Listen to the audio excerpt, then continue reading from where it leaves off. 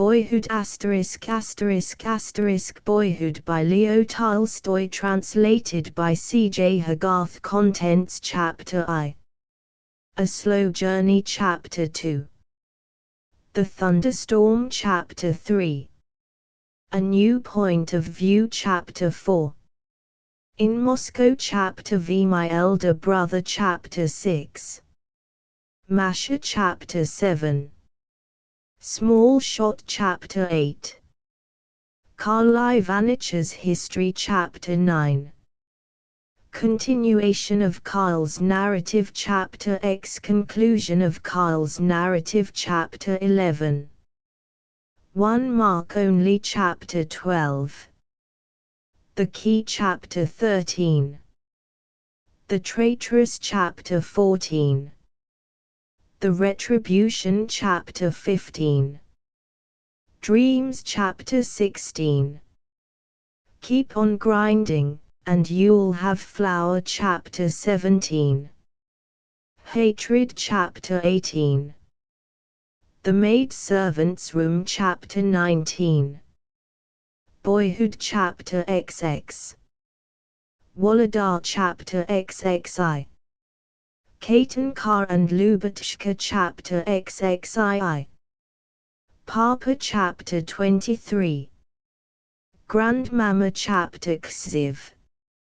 Myself. Chapter XXV. Wolodar's Friends. Chapter XXVI. Discussions. Chapter XXI. The Beginning of Our Friendship. A slow journey again. 2 carriages stood at the front door of the house at Petrovsko. In one of them sat Mimi, the 2 girls, and their maid, with the bailiff, Jakov, on the box, while in the other, a britchka, sat Wolodar, myself, and our servant Vasily. Papa, who was to follow us to Moscow in a few days, was standing bareheaded on the entrance steps. He made the sign of the cross at the windows of the carriages, and said, "Christ go with you. Goodbye." Jakov and our coachman, for we had our own horses, lifted their caps in answer, and also made the sign of the cross. Amen. God go with us. The carriages began to roll away, and the birch trees of the great avenue filed out of sight. I was not in the least depressed on this occasion, for my mind was not so much turned upon what I had left as upon what was awaiting me. In proportion as the various objects connected with the sad recollections which had recently filled my imagination receded behind me, those recollections lost their power, and gave place to a consolatory feeling of life, youthful vigor, freshness, and hope. Seldom have I spent 4 days more, well, I will not say gaily, since I should still have shrunk from appearing gay, but more agreeably and pleasantly than those occupied by our journey. No longer were my eyes confronted with the closed door of Mamma's room, which I had never been able to pass without a pang, nor with the covered piano, which nobody opened now, and at which I could never look without trembling, nor with mourning dresses, we had each of us on our ordinary travelling clothes, nor with all those other objects which recalled to me so vividly our irreparable loss, and forced me to abstain from any manifestation of merriment lest I should unwittingly offend against her memory. On the contrary, a continual succession of new and exciting objects and places now caught and held my attention, and the charms of spring awakened in my soul a soothing sense of satisfaction with the present and of blissful hope for the future. Very early next morning the merciless Vasily, who had only just entered our service, and was therefore, like most people in such a position, zealous to a fault, came and stripped off my counterpane, affirming that it was time for me to get up, since everything was in readiness for us to continue our journey. Though I felt inclined to stretch myself and rebel, though I would gladly have spent another quarter of an hour in sweet enjoyment of my morning slumber, Vasily's inexorable face showed that he would grant me no respite, but that he was ready to tear away the counterpane 20 times more if necessary. Accordingly I submitted myself to the inevitable and ran down into the courtyard to wash myself at the fountain. In the coffee room, a tea kettle was already surmounting the fire which Milka the ostler, as red in the face as a crab, was blowing with a pair of bellows. All was grey and misty in the courtyard, like steam from a smoking dunghill, but in the eastern sky the sun was diffusing a clear, cheerful radiance, and making the straw roofs of the sheds around the courtyard sparkle with the night dew. Beneath them stood our horses, tied to mangers, and I could hear the ceaseless sound of their chewing. A curly-haired dog which had been spending the night on a dry dunghill now rose in lazy fashion and, wagging its tail, walked slowly across the courtyard. The bustling landlady opened the creaking gates, turned her meditative cows into the street, whence came the lowing and bellowing of other cattle, and exchanged a word or two with a sleepy neighbor. Philip, with his shirt sleeves rolled up, was working the windlass of a draw well, and sending sparkling fresh water coursing into an oaken trough, while in the pool beneath it some early rising ducks were taking a bath. It gave me pleasure to watch his strongly marked, bearded face, and the veins and muscles as they stood out upon his great powerful hands whenever he made an extra effort. In the room behind the partition wall where Mimi and the girls had slept, yet so near to ourselves that we had exchanged confidences overnight, movements now became audible. Their maid kept passing in and out with clothes, and, at last the door opened and we were summoned to breakfast. Wolodar, however, remained in a state of bustle throughout as he ran to fetch first one article and then another and urged the maid to hasten her preparations. The horses were put to, and showed their impatience by tinkling their bells. Parcels, trunks, dressing cases, and boxes were replaced, and we set about taking our seats. Yet, every time that we got in, the mountain of luggage in the britchka seemed to have grown larger than before, and we had much ado to understand how things had been arranged yesterday, and how we should sit now. A tea chest, in particular, greatly inconvenienced me, but Vasily declared that things will soon right themselves and I had no choice but to believe him. The sun was just rising, covered with dense white clouds, and every object around us was standing out in a cheerful, calm sort of radiance. The whole was beautiful to look at, and I felt comfortable and light of heart. Before us the road ran like a broad, sinuous ribbon through cornfields glittering with dew. Here and there a dark bush or young birch tree cast a long shadow over the ruts and scattered grass tufts of the track. Yet even the monotonous din of our carriage wheels and collar bells could not drown the joyous song of soaring larks, nor the combined odor of moth-eaten cloth, dust, and sourness peculiar to our britchka overpower the fresh scents of the morning. I felt in my heart that delightful impulse to be up and doing, which is a sign of sincere enjoyment. As I had not been able to say my prayers in the courtyard of the inn, but had nevertheless been assured once that on the very first day when I omitted to perform that ceremony some misfortune would overtake me, I now hastened to rectify the omission.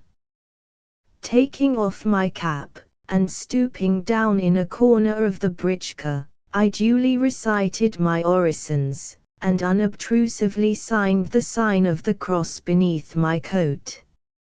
Yet all the while 1,000 different objects were distracting my attention, and more than once I inadvertently repeated a prayer twice over. Soon on the little footpath beside the road became visible some slowly moving figures. They were pilgrims. On their heads they had dirty handkerchiefs, on their backs wallets of birch bark, and on their feet bundles of soiled rags and heavy bast shoes. Moving their staffs in regular rhythm, and scarcely throwing us a glance, they pressed onwards with heavy tread and in single file. Where have they come from? I wondered to myself, and whither are they bound? Is it a long pilgrimage they are making? But soon the shadows they cast on the road became indistinguishable from the shadows of the bushes which they passed. Next a carriage and four could be seen approaching us. In 2 seconds the faces which looked out at us from it with smiling curiosity had vanished. How strange it seemed that those faces should have nothing in common with me, and that in all probability they would never meet my eyes again. Next came a pair of post horses, with the traces looped up to their collars. On one of them a young postilion, his lamb's wool cap cocked to one side, was negligently kicking his booted legs against the flanks of his steed as he sang a melancholy ditty. Yet his face and attitude seemed to me to express such perfect carelessness and indolent ease that I imagined it to be the height of happiness to be a postilion and to sing melancholy songs. Far off, through a cutting in the road, there soon stood out against the light blue sky, the green roof of a village church. Presently the village itself became visible, together with the roof of the manor house and the garden attached to it. Who lived in that house? Children, parents, teachers. Why should we not call there and make the acquaintance of its inmates? Next we overtook a file of loaded wagons, a procession to which our vehicles had to yield the road. "What have you got in there?" asked Vasily of one wagoner who was dangling his legs lazily over the splashboard of his conveyance and flicking his whip about as he gazed at us with a stolid, vacant look, but he only made answer when we were too far off to catch what he said. "And what have you got?" asked Vasily of a second wagoner who was lying at full length under a new rug on the driving seat of his vehicle. The red pole and red face beneath it lifted themselves up for a second from the folds of the rug, measured our britchka with a cold, contemptuous look, and lay down again, whereupon I concluded that the driver was wondering to himself who we were, whence we had come, and whither we were going. These various objects of interest had absorbed so much of my time that, as yet, I had paid no attention to the crooked figures on the vest posts as we passed them in rapid succession, but in time the sun began to burn my head and back, the road to become increasingly dusty, the impedimenta in the carriage to grow more and more uncomfortable, and myself to feel more and more cramped. Consequently, I relapsed into devoting my whole faculties to the distance posts and their numerals, and to solving difficult mathematical problems for reckoning the time when we should arrive at the next posting house. 12 versts are a third of 36, and in all there are 41 to lie pets. We have done a third, and how much, then, and so forth, and so forth.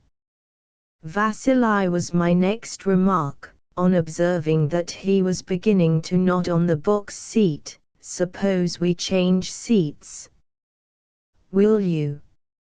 Vasili agreed, and had no sooner stretched himself out in the body of the vehicle than he began to snore. To me on my new perch, however, a most interesting spectacle now became visible, namely, our horses, all of which were familiar to me down to the smallest detail. "Why is Dia Shack on the right today, Philip, not on the left?" I asked knowingly. "And Naruzankar is not doing her proper share of the pulling."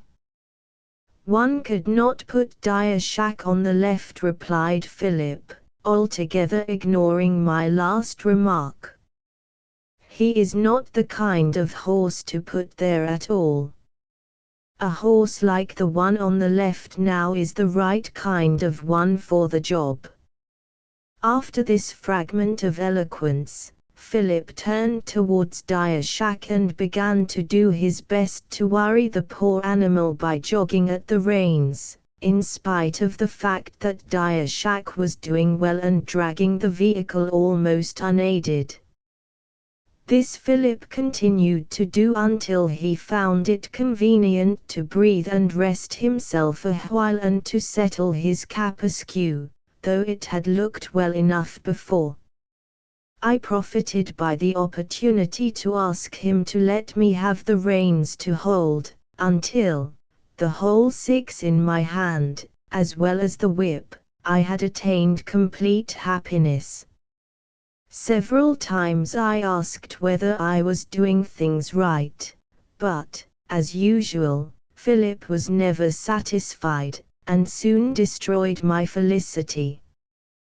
The heat increased until a hand showed itself at the carriage window, and waved a bottle and a parcel of eatables, whereupon Vasili leapt briskly from the britchka, and ran forward to get us something to eat and drink. When we arrived at a steep descent, we all got out and ran down it to a little bridge, while Vasili and Jakov followed, supporting the carriage on either side, as though to hold it up in the event of its threatening to upset. After that, Mimi gave permission for a change of seats, and sometimes Wolodar or myself would ride in the carriage, and Lubotshka or Katenkar in the britchka. This arrangement greatly pleased the girls, since much more fun went on in the britchka. Just when the day was at its hottest, we got out at a wood, and, breaking off a quantity of branches, transformed our vehicle into a bower. This travelling arbour then bustled on to catch the carriage up, and had the effect of exciting Lubotshka to one of those piercing shrieks of delight which she was in the habit of occasionally emitting. At last we drew near the village where we were to halt and dine. Already we could perceive the smell of the place, the smell of smoke and tar and sheep, and distinguish the sound of voices, footsteps, and carts. The bells on our horses began to ring less clearly than they had done in the open country, and on both sides the road became lined with huts, dwellings with straw roofs, carved porches, and small red or green painted shutters to the windows, through which, here and there, was a woman's face looking inquisitively out. Peasant children clad in smocks only stood staring open-eyed or, stretching out their arms to us, ran barefooted through the dust to climb onto the luggage behind, despite Philip's menacing gestures. Likewise, red-haired waiters came darting around the carriages to invite us, with words and signs, to select their several hostelries as our halting place. Presently a gate creaked, and we entered a courtyard.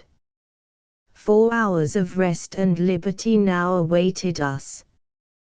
To the thunderstorm the sun was sinking towards the west, and his long, hot rays were burning my neck and cheeks beyond endurance, while thick clouds of dust were rising from the road and filling the whole air.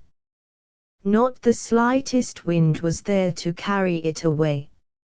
I could not think what to do. Neither the dust-blackened face of Wolodar dozing in a corner, nor the motion of Philip's back, nor the long shadow of our britchka as it came bowling along behind us brought me any relief. I concentrated my whole attention upon the distance posts ahead and the clouds which, hitherto dispersed over the sky, were now assuming a menacing blackness, and beginning to form themselves into a single solid mass. From time to time distant thunder could be heard, a circumstance which greatly increased my impatience to arrive at the inn where we were to spend the night. A thunderstorm always communicated to me an inexpressibly oppressive feeling of fear and gloom. Yet we were still 10 versts from the next village, and in the meanwhile the large purple cloudbank, arisen from no one knows where, was advancing steadily towards us.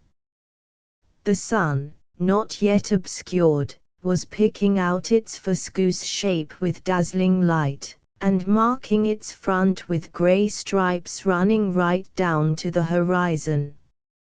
At intervals, vivid lightning could be seen in the distance, followed by low rumbles which increased steadily in volume until they merged into a prolonged roll which seemed to embrace the entire heavens. At length, Vasily got up and covered over the britchka. The coachman wrapped himself up in his cloak and lifted his cap to make the sign of the cross at each successive thunderclap, and the horses pricked up their ears and snorted as though to drink in the fresh air which the flying clouds were outdistancing. The britchka began to roll more swiftly along the dusty road, and I felt uneasy, and as though the blood were coursing more quickly through my veins. Soon the clouds had veiled the face of the sun, and though he threw a last gleam of light to the dark and terrifying horizon, he had no choice but to disappear behind them. Suddenly everything around us seemed changed, and assumed a gloomy aspect. A wood of aspen trees which we were passing seemed to be all in a tremble, with its leaves showing white against the dark lilac background of the clouds, murmuring together in an agitated manner. The tops of the larger trees began to bend to and fro, and dried leaves and grass to whirl about in eddies over the road. Swallows and white-breasted swifts came darting around the britchka and even passing in front of the forelegs of the horses. While rooks, despite their outstretched wings, were laid, as it were, on their keels by the wind. Finally, the leather apron which covered us began to flutter about and to beat against the sides of the conveyance. The lightning flashed right into the britchka as, cleaving the obscurity for a second, it lit up the grey cloth and silk galloon of the lining and Wolodar's figure pressed back into a corner. Next came a terrible sound which, rising higher and higher, and spreading further and further, increased until it reached its climax in a deafening thunderclap which made us tremble and hold our breaths. The wrath of God, what poetry there is in that simple popular conception! The pace of the vehicle was continually increasing, and from Philip's and Vasily's backs, the former was tugging furiously at the reins. I could see that they too were alarmed. Bowling rapidly down an incline, the britchka cannoned violently against a wooden bridge at the bottom. I dared not stir and expected destruction every moment. Crack! A trace had given way, and, in spite of the ceaseless, deafening thunderclaps, we had to pull up on the bridge. Leaning my head despairingly against the side of the britchka, I followed with a beating heart the movements of Philip's great black fingers as he tied up the broken trace and, with hands and the butt end of the whip, pushed the harness vigorously back into its place. My sense of terror was increasing with the violence of the thunder. Indeed, at the moment of supreme silence which generally precedes the greatest intensity of a storm, it mounted to such a height that I felt as though another quarter of an hour of this emotion would kill me. Just then there appeared from beneath the bridge a human being who, clad in a torn, filthy smock, and supported on a pair of thin shanks bare of muscles, thrust an idiotic face, a tremulous, bare, shaven head, and a pair of red, shining stumps in place of hands into the britchka. My lord. A kopeck for God's sake, groaned a feeble voice as at each word the wretched being made the sign of the cross and bowed himself to the ground. I cannot describe the chill feeling of horror which penetrated my heart at that moment. A shudder crept through all my hair, and my eyes stared in vacant terror at the outcast. Vasily, who was charged with the apportioning of arms during the journey, was busy helping Philip, and only when everything had been put straight and Philip had resumed the reins again had he time to look for his purse. Hardly had the britchka begun to move when a blinding flash filled the welkin with a blaze of light which brought the horses to their haunches. Then, the flash was followed by such an ear-splitting roar that the very vault of heaven seemed to be descending upon our heads. The wind blew harder than ever, and Vasily's cloak, the manes and tails of the horses, and the carriage apron were all slanted in one direction as they waved furiously in the violent blast. Presently, upon the britchka's top there fell some large drops of rain, 1, 2, 3 then suddenly, and as though a roll of drums were being beaten over our heads, the whole countryside resounded with the clatter of the deluge. From Vasily's movements, I could see that he had now got his purse open, and that the poor outcast was still bowing and making the sign of the cross as he ran beside the wheels of the vehicle, at the imminent risk of being run over, and reiterated from time to time his plea, for God's sake. At last a kopeck rolled upon the ground, and the miserable creature, his mutilated arms, with their sleeves wet through and through, held out before him, stopped perplexed in the roadway and vanished from my sight.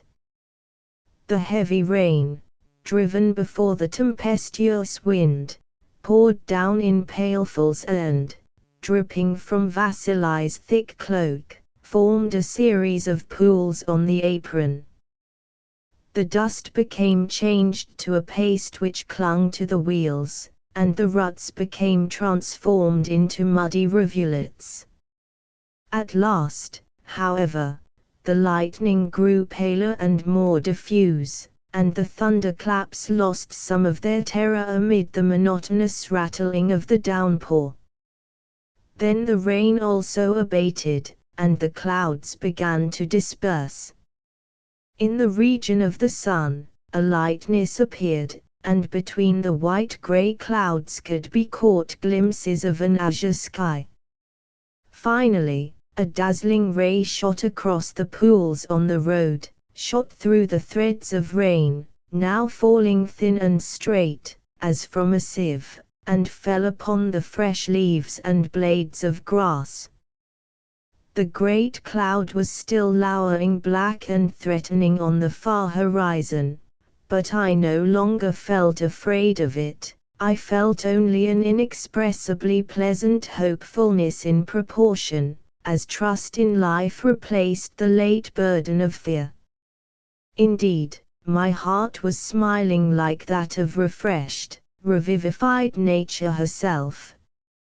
Vasily took off his cloak and wrung the water from it. Wolodar flung back the apron, and I stood up in the britchka to drink in the new, fresh, balm-laden air. In front of us was the carriage, rolling along and looking as wet and resplendent in the sunlight as though it had just been polished. On one side of the road boundless oat fields, intersected in places by small ravines which now showed bright with their moist earth and greenery, stretched to the far horizon like a checkered carpet, while on the other side of us an aspen wood, intermingled with hazel bushes, and parkate with wild thyme in joyous profusion, no longer rustled and trembled, but slowly dropped rich, sparkling diamonds from its newly bathed branches onto the withered leaves of last year.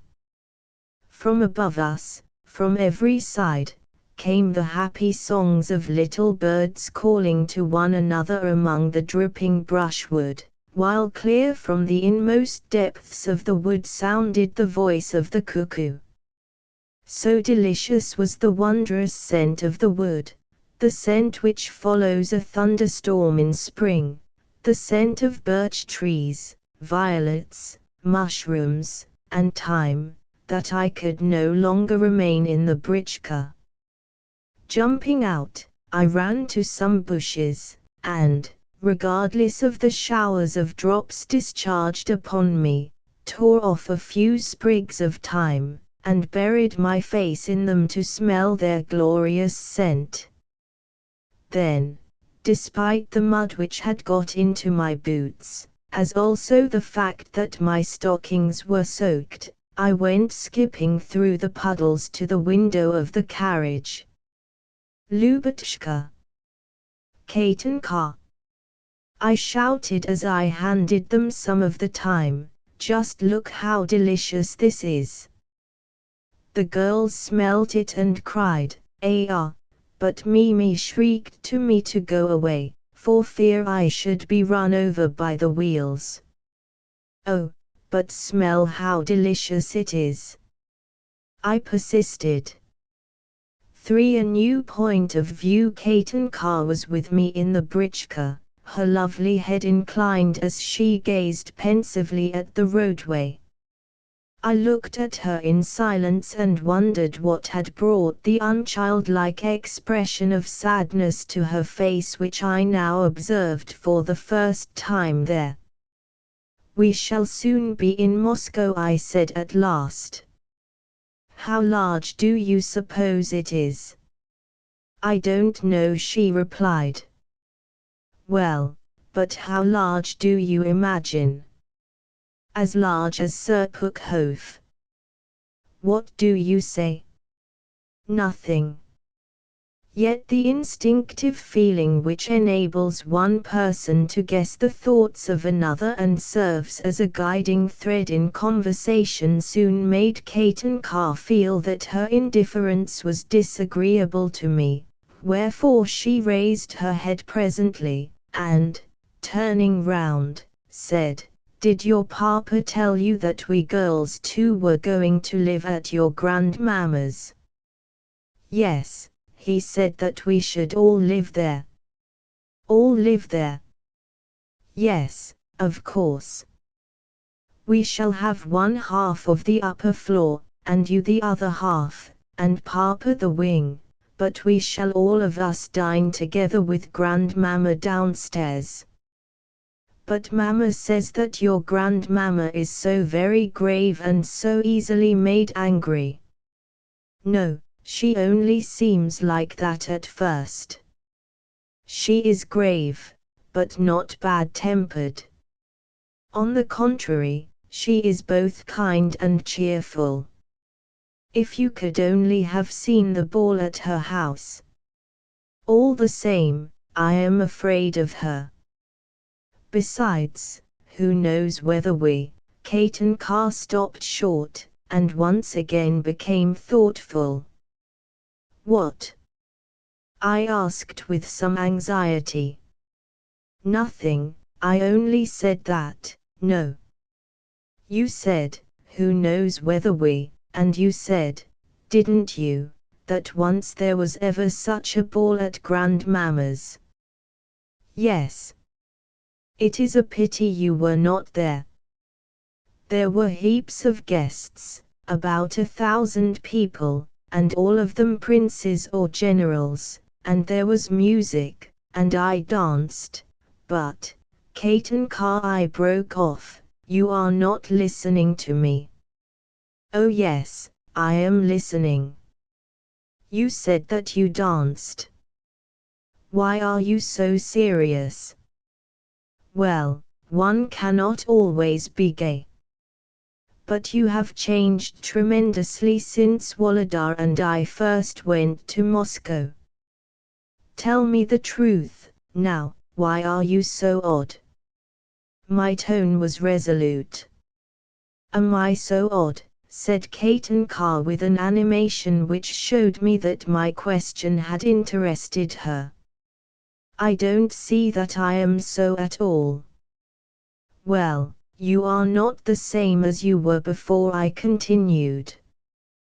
"Once upon a time anyone could see that you were our equal in everything, and that you loved us like relations, just as we did you, but now you are always serious, and keep yourself apart from us."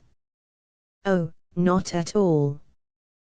"But let me finish, please," I interrupted, already conscious of a slight tickling in my nose, the precursor of the tears which usually came to my eyes whenever I had to vent any long pent-up feeling. "You avoid us, and talk to no one but Mimi, as though you had no wish for our further acquaintance." "But one cannot always remain the same, one must change a little sometimes," replied Kate and Carr, who had an inveterate habit of pleading some such fatalistic necessity whenever she did not know what else to say. "I recollect that once, when having a quarrel with Lubotshka, who had called her a stupid girl, she," Kate and Carr, retorted that everybody could not be wise, seeing that a certain number of stupid people was a necessity in the world. However, on the present occasion, I was not satisfied that any such inevitable necessity for changing sometimes existed, and asked further, "Why is it necessary?" "Well, you see, we may not always go on living together as we are doing now," said Kate and Carr, coloring slightly, and regarding Philip's back with a grave expression on her face. "My mamma was able to live with your mother because she was her friend, but will a similar arrangement always suit the Countess, who, they say, is so easily offended? Besides, in any case, we shall have to separate some day. You are rich, you have Petrovsko, while we are poor, Mama has nothing. You are rich, we are poor. Both the words and the ideas which they connoted seemed to me extremely strange. Hitherto, I had conceived that only beggars and peasants were poor, and could not reconcile in my mind the idea of poverty and the graceful, charming Katinka. I felt that Mimi and her daughter ought to live with us always and to share everything that we possessed. Things ought never to be otherwise. Yet, at this moment, 1,000 new thoughts with regard to their lonely position came crowding into my head, and I felt so remorseful at the notion that we were rich and they poor, that I colored up and could not look Katinka in the face. Yet what does it matter, I thought, that we are well off and they are not? Why should that necessitate a separation? Why should we not share in common what we possess? Yet, I had a feeling that I could not talk to Katinka on the subject, since a certain practical instinct, opposed to all logical reasoning, warned me that, right though she possibly was, I should do wrong to tell her so. It is impossible that you should leave us. How could we ever live apart? Yet what else is there to be done? Certainly I do not want to do it, yet, if it has to be done, I know what my plan in life will be. Yes, to become an actress. How absurd! I exclaimed, for I knew that to enter that profession had always been her favorite dream. Oh no, I only used to say that when I was a little girl. Well, then. What? To go into a convent and live there. Then I could walk out in a black dress and velvet cap, cried Katinka.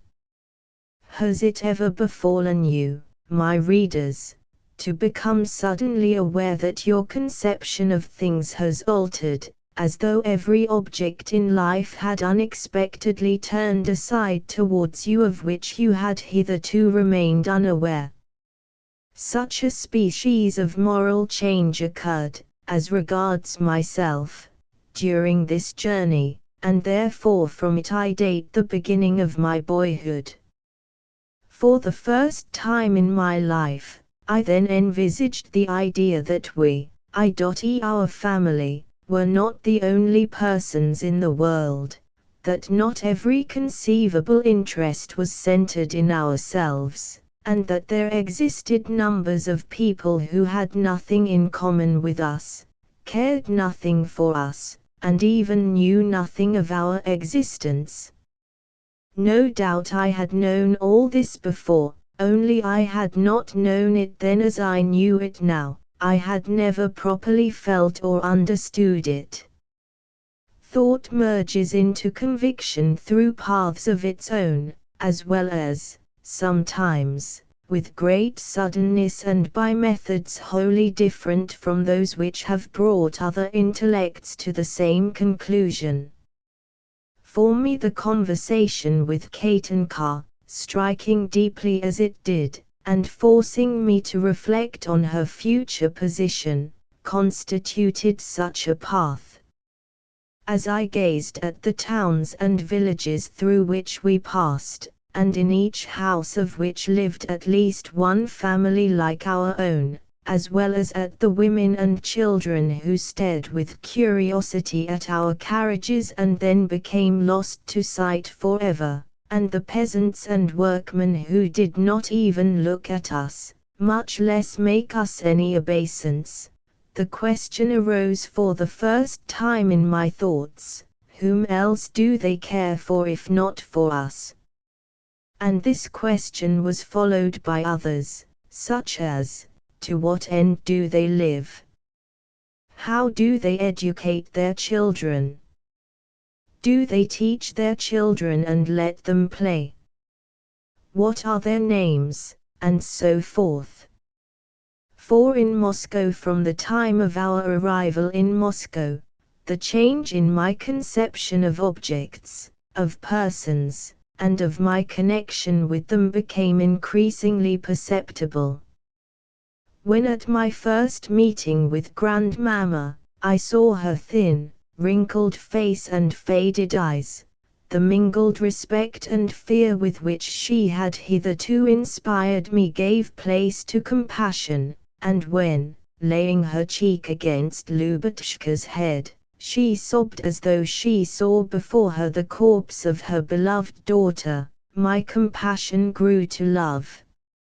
I felt deeply sorry to see her grief at our meeting, even though I knew that in ourselves we represented nothing in her eyes, but were dear to her only as reminders of our mother, that every kiss which she imprinted upon my cheeks expressed the one thought: she is no more, she is dead, and I shall never see her again. Papa, who took little notice of us here in Moscow, and whose face was perpetually preoccupied on the rare occasions when he came in his black dress coat to take formal dinner with us, lost much in my eyes at this period, in spite of his turned-up ruffles, robes de chamber, overseers, bailiffs, expeditions to the estate, and hunting exploits. Karl Ivanitch, whom Grandmamma always called uncle and who, heaven knows why, had taken it into his head to adorn the bald pate of my childhood's days with a red wig parted in the middle, now looked to me so strange and ridiculous that I wondered how I could ever have failed to observe the fact before. Even between the girls and ourselves there seemed to have sprung up an invisible barrier. They, too, began to have secrets among themselves, as well as to evince a desire to show off their ever-lengthening skirts even as we boys did our trousers and ankle straps. As for Mimi, she appeared at luncheon, the first Sunday, in such a gorgeous dress and with so many ribbons in her cap that it was clear that we were no longer en campagne, and that everything was now going to be different. My elder brother I was only a year and some odd months younger than Wolodar, and from the first we had grown up and studied and played together.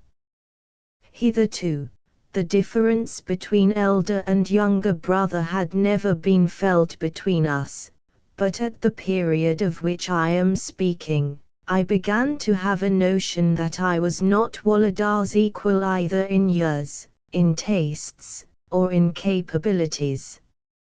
I even began to fancy that Wolodar himself was aware of his superiority and that he was proud of it, and, though, perhaps, I was wrong, the idea wounded my conceit, already suffering from frequent comparison with him.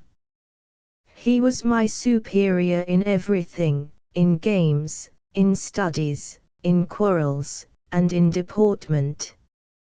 All this brought about an estrangement between us and occasioned me moral sufferings which I had never hitherto experienced. When for the first time Wolodar wore Dutch pleated shirts, I at once said that I was greatly put out at not being given similar ones, and each time that he arranged his collar, I felt that he was doing so on purpose to offend me. But, what tormented me most of all was the idea that Wolodar could see through me, yet did not choose to show it. Who has not known those secret, wordless communications which spring from some barely perceptible smile or movement, from a casual glance between two persons who live as constantly together as do brothers, friends, man and wife, or master and servant, particularly if those two persons do not in all things cultivate mutual frankness? How many half-expressed wishes, thoughts, and meanings which one shrinks from revealing are made plain by a single accidental glance which timidly and irresolutely meets the eye. However, in my own case I may have been deceived by my excessive capacity for, and love of, analysis. Possibly Wolodar did not feel at all as I did.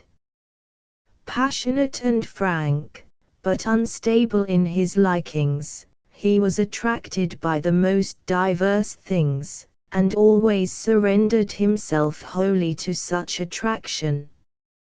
For instance, he suddenly conceived a passion for pictures, spent all his money on their purchase, begged Papa, Grandmamma, and his drawing master to add to their number, and applied himself with enthusiasm to art. Next came a sudden rage for curios, with which he covered his table, and for which he ransacked the whole house. Following upon that, he took to violent novel reading, procuring such works by stealth, and devouring them day and night.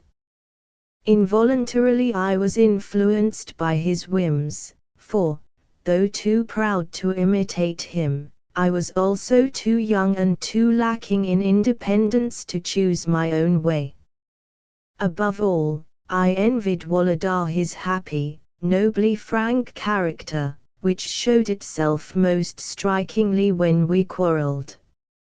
I always felt that he was in the right, yet could not imitate him. For instance, on one occasion when his passion for curios was at its height, I went to his table and accidentally broke an empty many-colored smelling bottle. "Who gave you leave to touch my things?" asked Wolodar, chancing to enter the room at that moment and at once perceiving the disorder which I had occasioned in the orderly arrangement of the treasures on his table. "And where is that smelling bottle?" "Perhaps you." I let it fall, and it smashed to pieces, but what does that matter? "Well, please do me the favor never to dare to touch my things again," he said as he gathered up the broken fragments and looked at them vexedly. "And will you please do me the favor never to order me to do anything whatever?" I retorted. "When a thing's broken, it's broken, and there is no more to be said." Then I smiled, though I hardly felt like smiling. "Oh, it may mean nothing to you, but to me it means a good deal," said Wolodar, shrugging his shoulders, a habit he had caught from Papa. "First of all you go and break my things, and then you laugh. What a nuisance a little boy can be." "Little boy, indeed. Then you, I suppose, are a man, and ever so wise." "I do not intend to quarrel with you," said Wolodar, giving me a slight push. "Go away." "Don't you push me." "Go away. I say again, don't you push me." Wolodar took me by the hand and tried to drag me away from the table, but I was excited to the last degree, and gave the table such a push with my foot that I upset the whole concern, and brought china and crystal ornaments and everything else with a crash to the floor. "You disgusting little brute!" exclaimed Wolodar, trying to save some of his falling treasures. "At last all is over between us," I thought to myself as I strode from the room. "We are separated now forever." It was not until evening that we again exchanged a word. Yet I felt guilty, and was afraid to look at him, and remained at a loose end all day. Wolodar, on the contrary, did his lessons as diligently as ever, and passed the time after luncheon in talking and laughing with the girls. As soon, again, as afternoon lessons were over, I left the room, for it would have been terribly embarrassing for me to be alone with my brother. When, too, the evening class in history was ended, I took my notebook and moved towards the door. Just as I passed Wolodar, I pouted and pulled an angry face, though in reality I should have liked to have made my peace with him. At the same moment he lifted his head, and with a barely perceptible and good-humoredly satirical smile looked me full in the face. Our eyes met, and I saw that he understood me, while he, for his part, saw that I knew that he understood me, yet a feeling stronger than myself obliged me to turn away from him. "Nikolinka," he said in a perfectly simple and anything but mock pathetic way, "you have been angry with me long enough. I am sorry if I offended you," and he tendered me his hand. It was as though something welled up from my heart and nearly choked me. Presently it passed away, the tears rushed to my eyes, and I felt immensely relieved. "I too am so Wolodar," I said, taking his hand. Yet he only looked at me with an expression as though he could not understand why there should be tears in my eyes. 6. None of the changes produced in my conception of things were so striking as the one which led me to cease to see in one of our chambermaids a mere servant of the female sex, but, on the contrary, a woman upon whom depended, to a certain extent, my peace of mind and happiness. From the time of my earliest recollection I can remember Masha an inmate of our house, yet never until the occurrence of which I am going to speak, an occurrence which entirely altered my impression of her, had I bestowed the smallest attention upon her. She was 25 years old, while I was but 14. Also, she was very beautiful. But I hesitate to give a further description of her lest my imagination should once more picture the bewitching, though deceptive, conception of her which filled my mind during the period of my passion. To be frank, I will only say that she was extraordinarily handsome, magnificently developed, and a woman, as also that I was but 14. At one of those moments when, lesson book in hand, I would pace the room, and try to keep strictly to one particular crack in the floor as I hummed a fragment of some tune or repeated some vague formula, in short, at one of those moments when the mind leaves off thinking and the imagination gains the upper hand and yearns for new impressions, I left the schoolroom, and turned, with no definite purpose in view, towards the head of the staircase.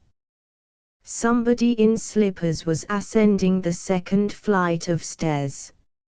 Of course I felt curious to see who it was, but the footsteps ceased abruptly, and then I heard Masha's voice say, "Go away." What nonsense! What would Maria Ivanovna think if she were to come now? "Oh, but she will not come," answered Wolodar's voice in a whisper. "Well, go away, you silly boy," and Masha came running up, and fled past me. I cannot describe the way in which this discovery confounded me. Nevertheless, the feeling of amazement soon gave place to a kind of sympathy with Wolodar's conduct. I found myself wondering less at the conduct itself than at his ability to behave so agreeably. Also, I found myself involuntarily desiring to imitate him. Sometimes I would pace the landing for an hour at a time, with no other thought in my head than to watch for movements from above. Yet, although I longed beyond all things to do as Wolodar had done, I could not bring myself to the point.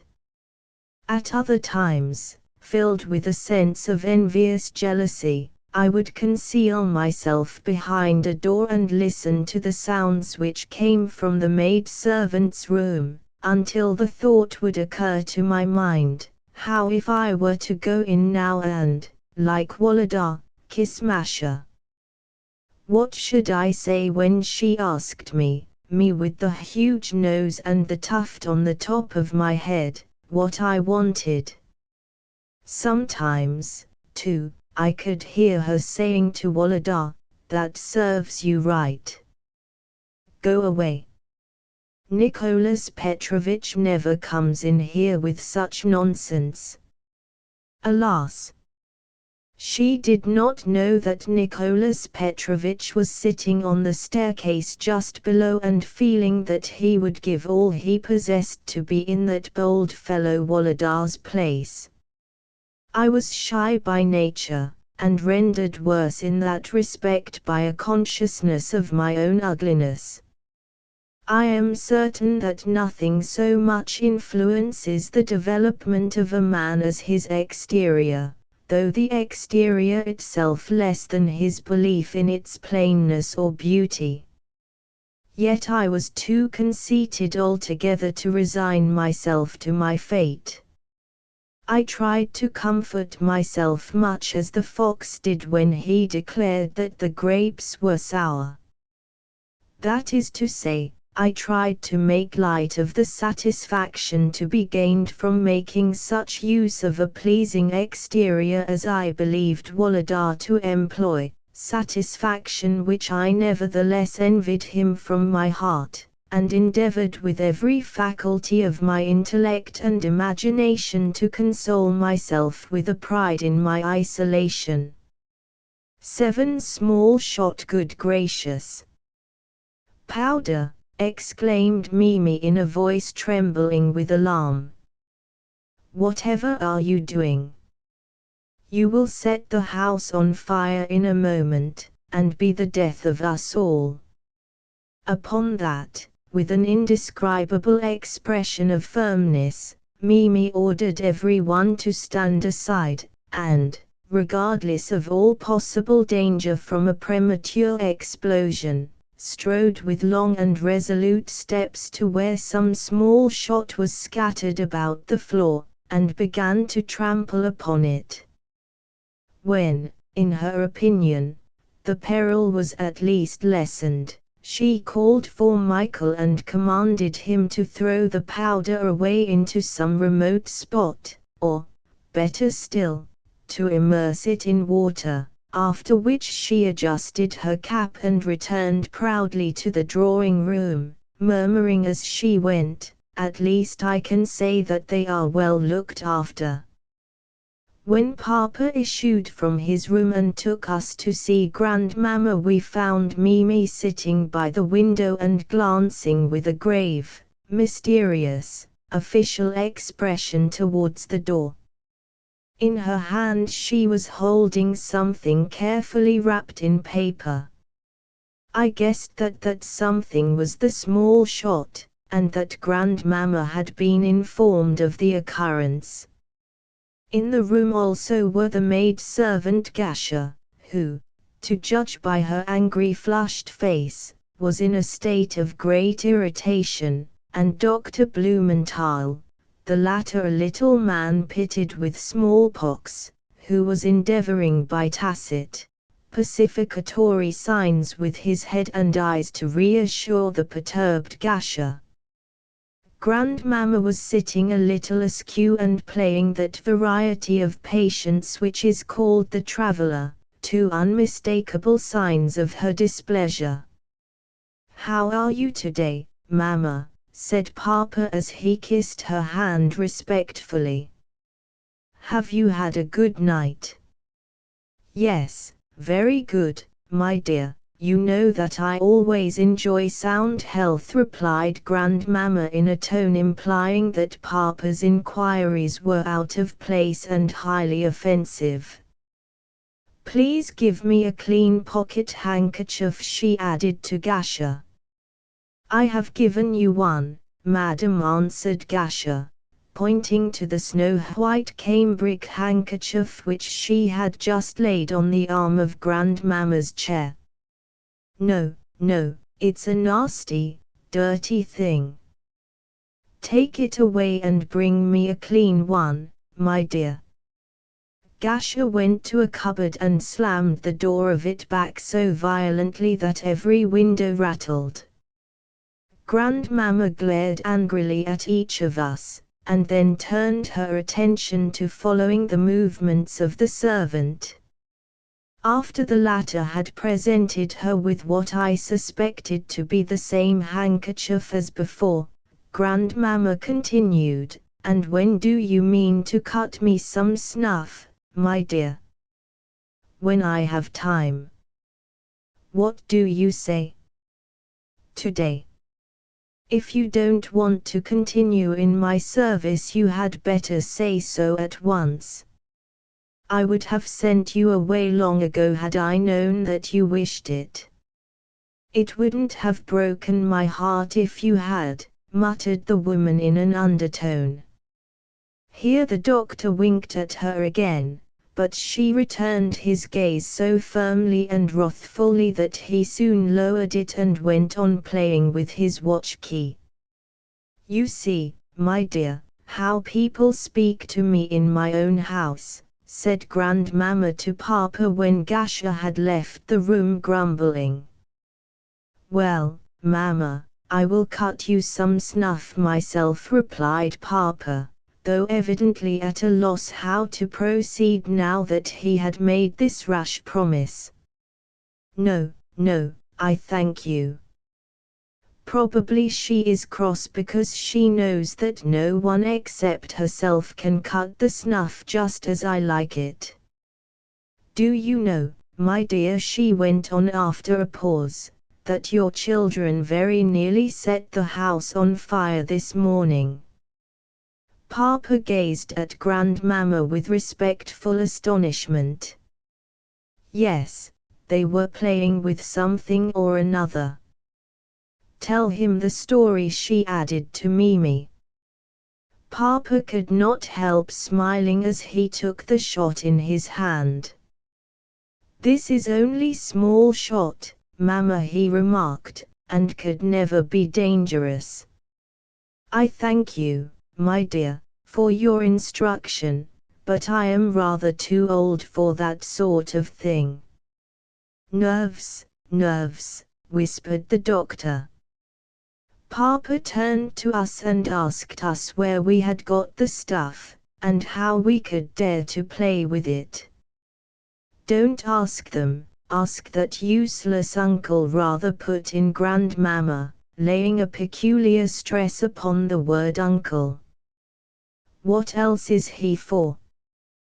"Wolodar says that Karl Ivanitch gave him the powder himself," declared Mimi.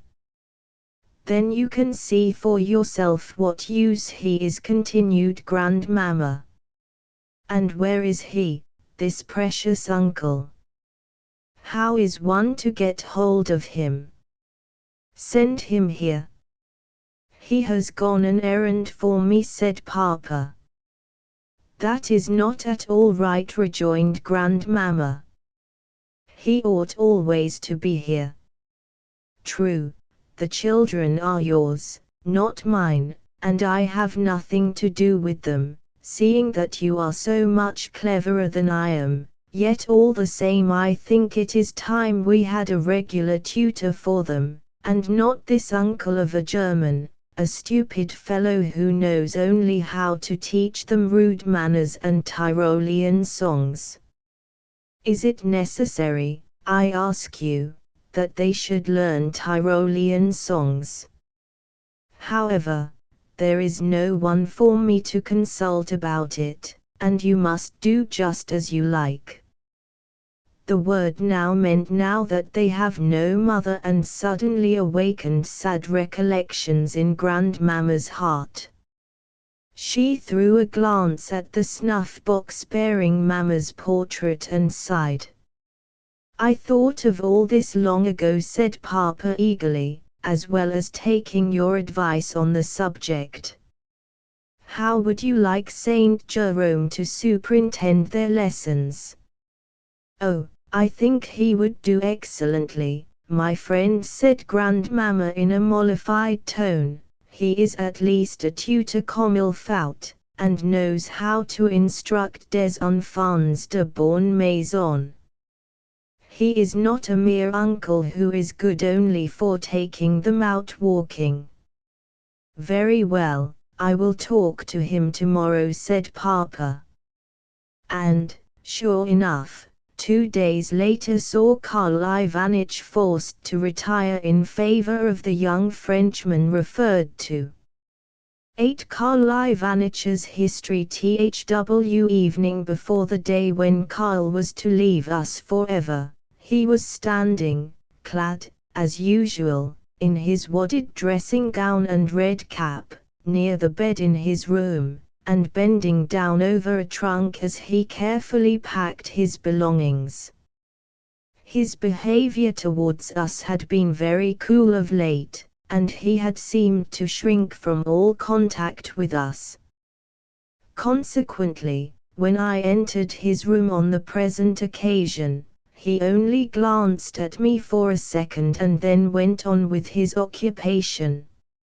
Even though I proceeded to jump onto his bed, a thing hitherto always forbidden me to do, he said not a word, and the idea that he would soon be scolding or forgiving us no longer having anything to do with us, reminded me vividly of the impending separation. I felt grieved to think that he had ceased to love us and wanted to show him my grief. "Will you let me help you?" I said, approaching him. He looked at me for a moment and turned away again. Yet the expression of pain in his eyes showed that his coldness was not the result of indifference, but rather of sincere and concentrated sorrow. "God sees and knows everything," he said at length, raising himself to his full height and drawing a deep sigh. "Yes, Nikolinka," he went on, observing the expression of sincere pity on my face, "my fate has been an unhappy one from the cradle, and will continue so to the grave. The good that I have done to people has always been repaid with evil, yet, though I shall receive no reward here, I shall find one there." He pointed upwards. "Ah, if only you knew my whole story, and all that I have endured in this life, I who have been a bootmaker, a soldier, a deserter, a factory hand, and a teacher. Yet now I am nothing, and, like the Son of Man, have nowhere to lay my head." Sitting down upon a chair, he covered his eyes with his hand. Seeing that he was in the introspective mood in which a man pays no attention to his listener as he cons over his secret thoughts, I remained silent, and, seating myself upon the bed, continued to watch his kind face. "You are no longer a child. You can understand things now, and I will tell you my whole story and all that I have undergone. Some day, my children, you may remember the old friend who loved you so much." He leant his elbow upon the table by his side, took a pinch of snuff, and, in the peculiarly measured, guttural tone in which he used to dictate us our lessons, began the story of his career.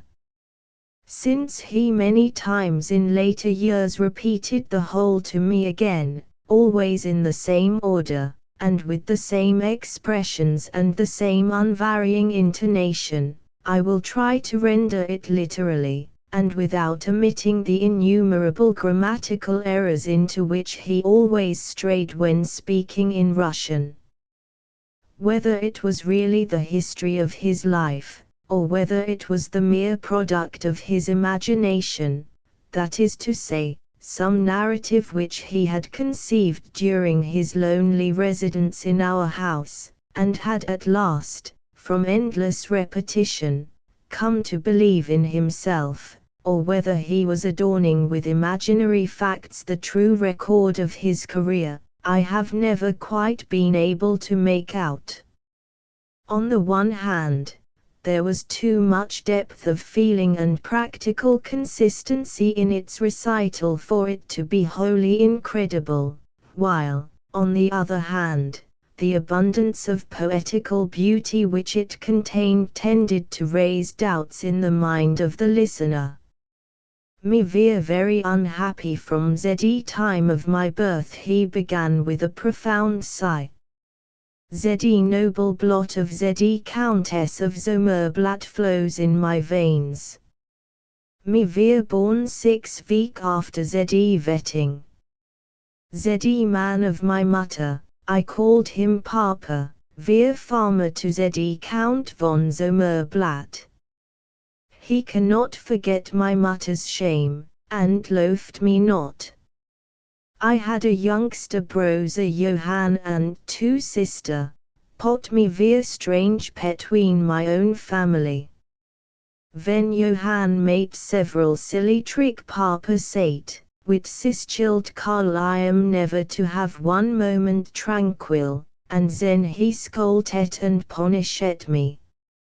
When the sister quarreled among themselves Papa said, Karl will never be one obedient boy, and still scolded and punished me. My good mamma alone loathed and tendered me. Often she said to me, Karl, come in my room, and there she kissed me secretly. Poorly Karl, she said. No pity loaf you, pot I will not exchange you for somebody in the world, one thing your mutter pegs you, to remember said she to me, learn well, and be ever one honest man, then God will not forsake you. And I tried so to become.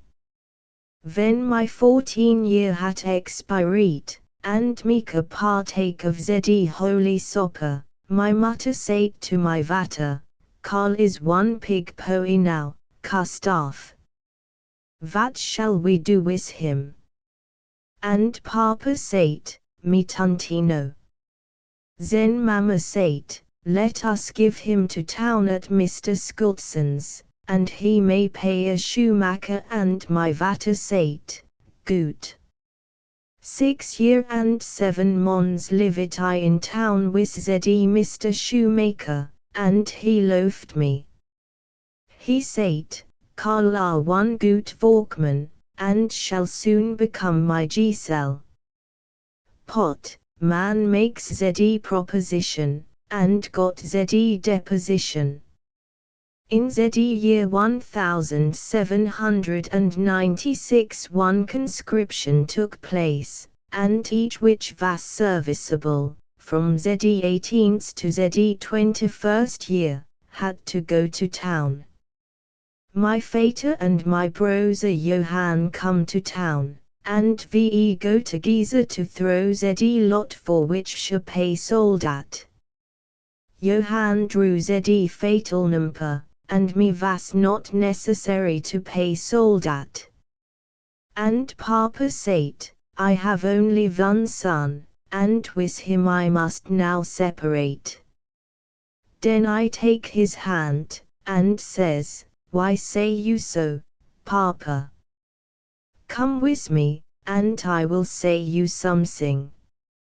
And Papa come, and we sit together at the public's house, and me said, Vater, give us one beer krug, and he gives us one. We trink all together, and brozer Johann also trink. Papa said me, Tunty says art you have only one son, and with it you must separate. My heart was breaking when you say sis. Brozer Johann must not serve, me shall pay soldat. Karl is for no pity necessary, and Karl shall pay soldat. You is one honest man, Karl said Papa, and kiss me. And me was soldat. 9. Continuation of Karl's narratives. Art was a terrible time. Nikolinka continued. Karl Ivanich, ZE time of Napoleon. He wanted to conquer Germany, and we protected our Vaterland to ZE last trope of plot. Me wir at Ulm, me wir at Austerlitz, me wir at Wagram. Did you really fight? I asked with a gaze of astonishment. Did you really kill anybody? Karl instantly reassured me on this point.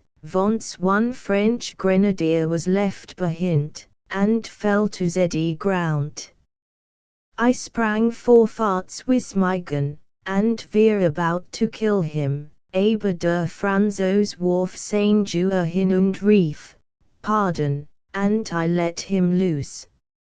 At Wagram, Napoleon cut us open, and surrounded us in such a way as there was no helping. 3 days had we no provisions, and stood in ZE water up to ZE knees. ZE evil Napoleon neither let us go loose nor catch it us. On ZE 4's days he took us prisoners, thank God, and sent us to one fortress. Upon me was one blue trousers, uniforms of very good clothes, 15 of thalers, and one silver clock which my vater had given me. ZE Franz Soldaten took from me everything. For my happiness there was 3 ducats on me which my mamma had sewn in my shirt of flannel. Nobody found them. I like not long to stay in ZE fortresses, and resolute to run away. One day, one pig holiday, says I to the sergeant which had to look after us, Mr. Sergeant, today is a pig holiday, and me wants to celebrate it. Praying here, if you please, 2 pottle matera, and we shall drink them with each osa. And ZE Sergeant says, good. When ZE Sergeant praying ZE matera and we drink it out to ZE last trope, I take his hand and says, Mr. Sergeant, perhaps you have still one vater and one mutter. He says, so I have, Mr. Meyer. My vater and mutter not seen me 8 year. I goes on to him, and they know not if I am yet alive or if my bones be reposing in ZE grave. Oh, Mr. Sergeant, I have 2 ducats which is in my shirt of flannel. Take them, and let me loose. You will pay my benefactor, and my mutter will be praying for you all her life to ZE Almighty God. ZE Sergeant emptied his glass of matera, and says, Mr. Meyer, I loathe and pity you very much, but you is one prisoner, and I one soldat. So I take his hand and says, Mr. Sergeant. And ZE Sergeant says, you is one poor man, and I will not take your money, but I will help you. When I go to sleep, pui one pail of pranti for ZE Soldaten, and ze will sleep. Me will not look after you. Sis was one good man. I poo yet ZE pail of pranti, and ven zeddy soldaten was trunken me tresset in one old coat, and gang in silence out of zeddy dune. I go to zeddy wall, and will leap down, pot there is vatapello, and I will not spoil my last tressing, so I go to zeddy gate. Zeddy sentry go up and town wis one gun, and look at me. Who goes there? And I was silent. Who goes there zeddy second time, and I was silent. Who goes there zeddy third time, and I ran away. I sprang in zeddy vata, climb up to zeddy osa site, and walk on. Zeddy entire night I ran on zeddy ve, pot ven taillight came I was afraid art ze wilt catch me, and I hid myself in zeddy high corn. There I kneel at town, zankit zeddy vata in heaven for my safety, and fall asleep with a tranquil feeling.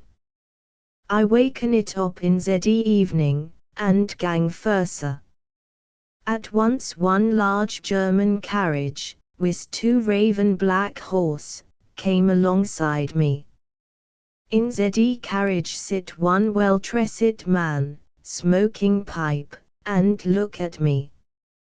I go slowly, so that zeddy carriage shall have time to pass me, pot I go slowly, and zeddy carriage go slowly, and zeddy man look at me. I go quick, and zeddy carriage go quick, and zeddy man stop its two horses, and look at me. Young man, says he, where go you so late? I says, I go to Frankfurt. Sit in zeddy carriage, there is room enough, and I will drag you, he says. But why have you nosing about you? Your boots is dirty, and your bed not shaven. I seated with him, and says, I been one poor man, and I would like to pussy myself with something in a manufactory. My dressing is dirty because I fell in zeddy mud on zeddy road. You tell me on truth, young man, says he. Zeddy road is quite dry now. I was silent. Tell me zeddy whole truth goes on zeddy good man, who you are, and where you go to. I like your face, and when you is one honest man, so I will help you. And I tell all. Good, young man, he says. Come to my manufactory of rope, and I will give you work and dress and money, and you can live with us. I says, good. I go to zeddy manufactory of rope, and zeddy good man says to his woman, here is one young man who defended his vaterland, and run away from prisons. He has not house nor tresses nor preat. He will live with us. Give him clean linen, and nourish him. I live it 1.5 years in zeddy manufactory of rope, and my landlord loathed me so much that he would not let me loose. And I felt very good. I was an handsome man, young, of pig stature, with blue eyes and romish nose, and Mrs. L, I like not to say her name, she was zeddy woman of my landlord, was young and handsome lady. And she fell in love with me. Here Karl Ivanich made a long pause, lowered his kindly blue eyes, shook his head quietly, and smiled as people always do under the influence of a pleasing recollection. Yes, he resumed as he leant back in his armchair and adjusted his dressing gown, I have experienced it many things in my life. Pot there is my witness. Here he pointed to an image of the Saviour, embroidered on wool, which was hanging over his bed. Zart nobody in the world can say that Karl Ivanich has been one dishonest man. I would not repay black ingratitude for the good which Mr. L. did me, and I resolute to run away. So in the evening, when all were asleep, I write one letter to my landlord, and laid it on the table in his room. Then I take my tresses, 3 thaler of money, and go mysteriously into the street. Nobody have seen me, and I go on the road. Conclusion of Karl's narrative. I had not seen my mamma for 9 years, and I know not whether she lived or whether her bones had long since lain in the dark grave. When I come to my own country and go to the town, I ask, where live Gustav Meyer, who was farmer to the Count von Zomerblatt, and the answer me, Graf Zomerblatt is dead, and Gustav Meyer live now in the Pig Street, and keep a public house. So I dress in my new waistcoat and one noble coat which the manufacturist presented me, arranged my hairs nice, and go to the public house of my papa. Sister Marichan was sitting on a bench, and she asked me what I want. I says, might I drink 1 glass of brandy, and she says, Vater, here is a young man who wished to drink 1 glass of brandy. And Papa says, give him the glass. I set to the table, drink my glass of brandy, smoke my pipe, and look at Papa, Marichan, and Johann, who also come into the shop. In the conversation Papa says, you know, perhaps, young man, where stands our army, and I say, I myself am come from the army, and it stands now at Wien. Our son, says Papa, is a soldat, and now is it 9 years since he wrote never one word, and we know not whether he is alive or dead. My woman cry continually for him. I still fumigate the pipe, and say, what was your son's name, and where served he? Perhaps I may know him. His name was Karl Meyer, and he served in the Austrian Jaggers.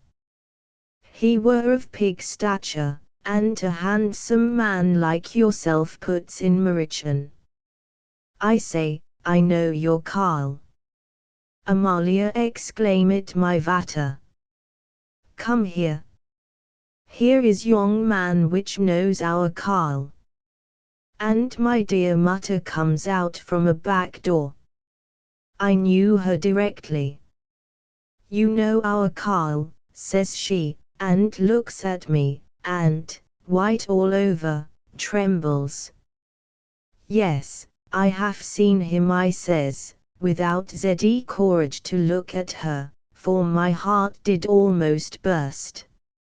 My Karl is alive, she cry. Then thank God.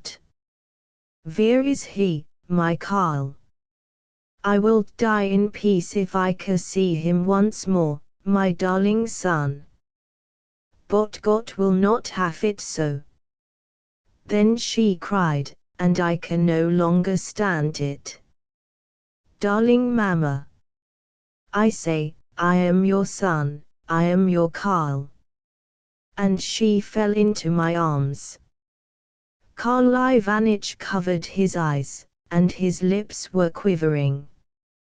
Mutter sagt ich bin ihr Sohn, ich bin ihr Karl. Und sie stürzt mir in die Arm, he repeated, recovering a little and wiping the tears from his eyes. But God did not wish me to finish my days in my own town. I were pursued by fate. I live it in my own town only 3 months. One Sunday I sit in a coffee house, and drink it 1 pint of beer, and fumigated my pipe, and speak it with some friends of politic, of the Emperor Franz, of Napoleon, of the war, and any poety might say his opinion. But next to us sits a strange gentleman in a grey baroque, who drink coffee, fumigate the pipe, and says nosing.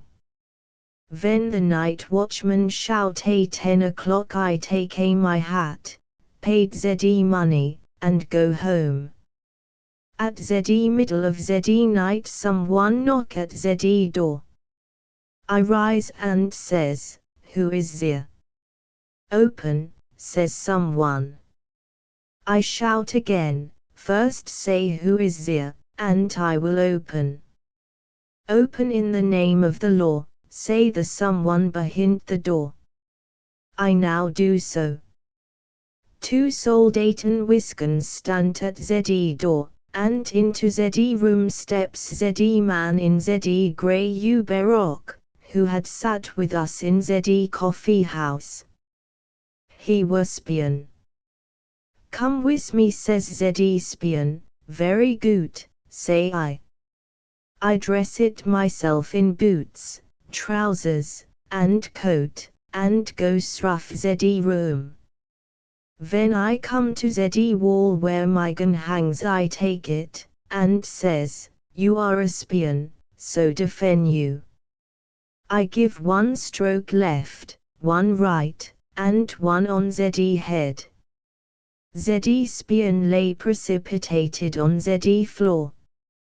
Then I take my cloak bag and money, and jumped out of the window. I went to Ems, where I was acquainted with one General Sayson, who loafed me, give it me a passport from the embassy, and take me to Russland to learn his Chilton. When General Sayson chit, your mamma call it for me, and says, Karl Ivanich, I give you my children. Loaf them, and I will never leave you, and will take care for your old age. Now is sheet eat, and all is forgotten. For my 20-year full of service I most now go into the street and seek for a tri-crust of preat for my old age. God sees all this, and knows all this. His holy will be done. Only, I yearn for you, my children. And Karl drew me to him, and kissed me on the forehead. 11 mark only the year of mourning over, Grandmamma recovered a little from her grief, and once more took to receiving occasional guests, especially children of the same age as ourselves. On the 13th of December, Lubotshka's birthday, the Princess Konakov and her daughters, with Madame Valakhin, Sonechka, Ilinka Grap, and the 2 younger Uwines, arrived at our house before luncheon. Though we could hear the sounds of talking, laughter, and movements going on in the drawing room, we could not join the party until our morning lessons were finished. The table of studies in the schoolroom said, Lundi, de 2A3, Maitre d'Histoire de Geography, and this infernal Maitre d'Histoire we must await, listen to, and see the back of before we could gain our liberty. Already it was 20 minutes past 2, and nothing was to be heard of the tutor, nor yet anything to be seen of him in the street, although I kept looking up and down it with the greatest impatience and with an emphatic longing never to see the maître again. I believe he is not coming today, said Wolodar, looking up for a moment from his lesson book. I hope he is not, please the Lord. I answered, but in a despondent tone. Yet there he does come, I believe, all the same. Not he. Why, that is a gentleman, said Walada, likewise looking out of the window. Let us wait till 2:30, and then ask Saint Jerome if we may put away our books. Yes, and wish them au revoir, I added, stretching my arms, with the book clasped in my hands, over my head. Having hitherto idled away my time, I now opened the book at the place where the lesson was to begin, and started to learn it. It was long and difficult, and, moreover, I was in the mood when one's thoughts refuse to be arrested by anything at all. Consequently, I made no progress. After our last lesson in history, which always seemed to me a peculiarly arduous and wearisome subject, the history master had complained to Saint Jerome of me because only 2 good marks stood to my credit in the register, a very small total.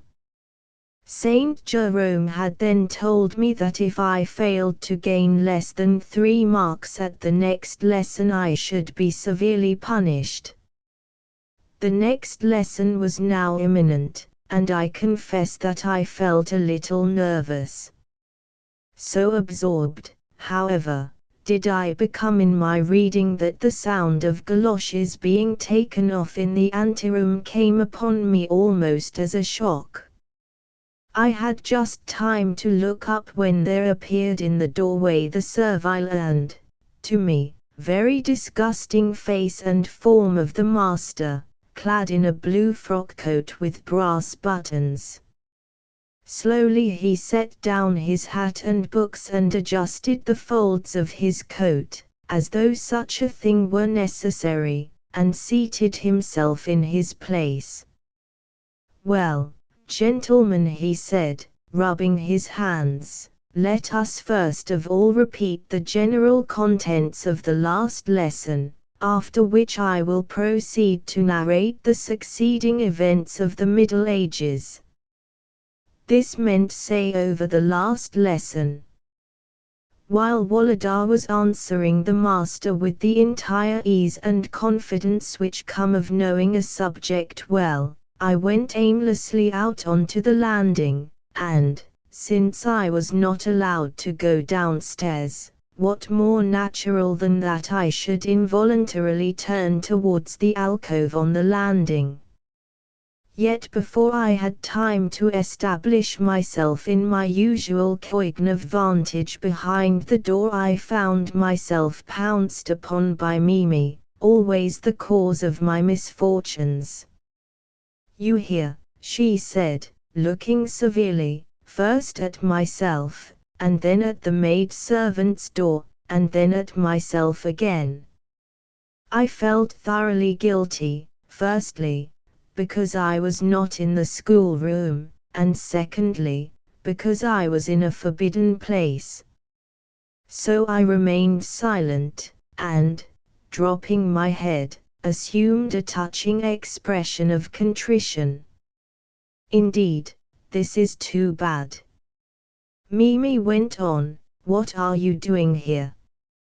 Still I said nothing. Well, it shall not rest where it is, she added, tapping the banister with her yellow fingers. I shall inform the Countess. It was 3:05 when I re-entered the schoolroom. The master, as though oblivious of my presence or absence, was explaining the new lesson to Walada. When he had finished doing this, and had put his books together, while Walada went into the other room to fetch his ticket, the comforting idea occurred to me that perhaps the whole thing was over now, and that the master had forgotten me. But suddenly he turned in my direction with a malicious smile, and said as he rubbed his hands anew, I hope you have learnt your lesson. Yes, I replied. Would you be so kind, then, as to tell me something about St. Louis Crusade," he went on, balancing himself on his chair and looking gravely at his feet. "Firstly, tell me something about the reasons which induced the French king to assume the cross." Here he raised his eyebrows and pointed to the inkstand.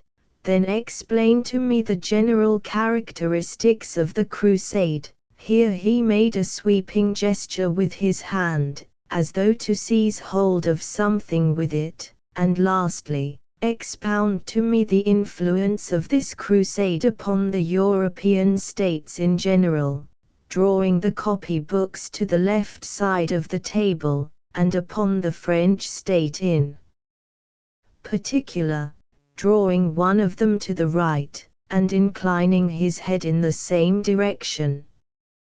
I swallowed a few times, coughed, bent forward, and was silent. Then, taking a pen from the table, I began to pick it to pieces, yet still said nothing. "Allow me the pen, I shall want it," said the master. "Well, Louis the Saint was a very good and wise king." "What king?" "He took it into his head to go to Jerusalem, and handed over the reins of government to his mother." "What was her name?" Blanca." "What? Balaka?" I laughed in a rather forced manner.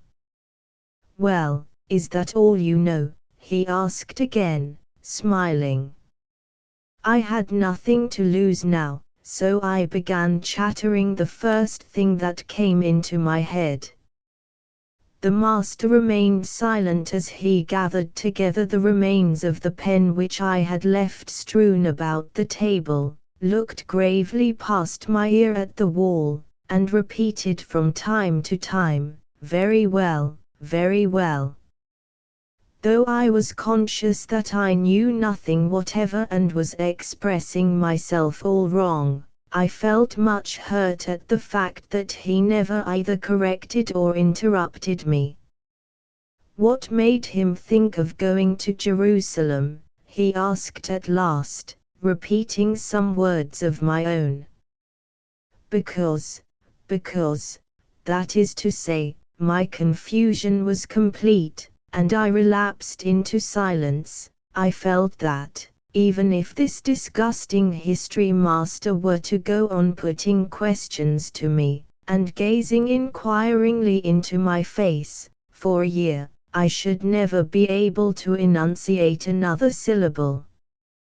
After staring at me for some 3 minutes, he suddenly assumed a mournful cast of countenance, and said in an agitated voice to Walada, who was just re-entering the room, "Allow me the register.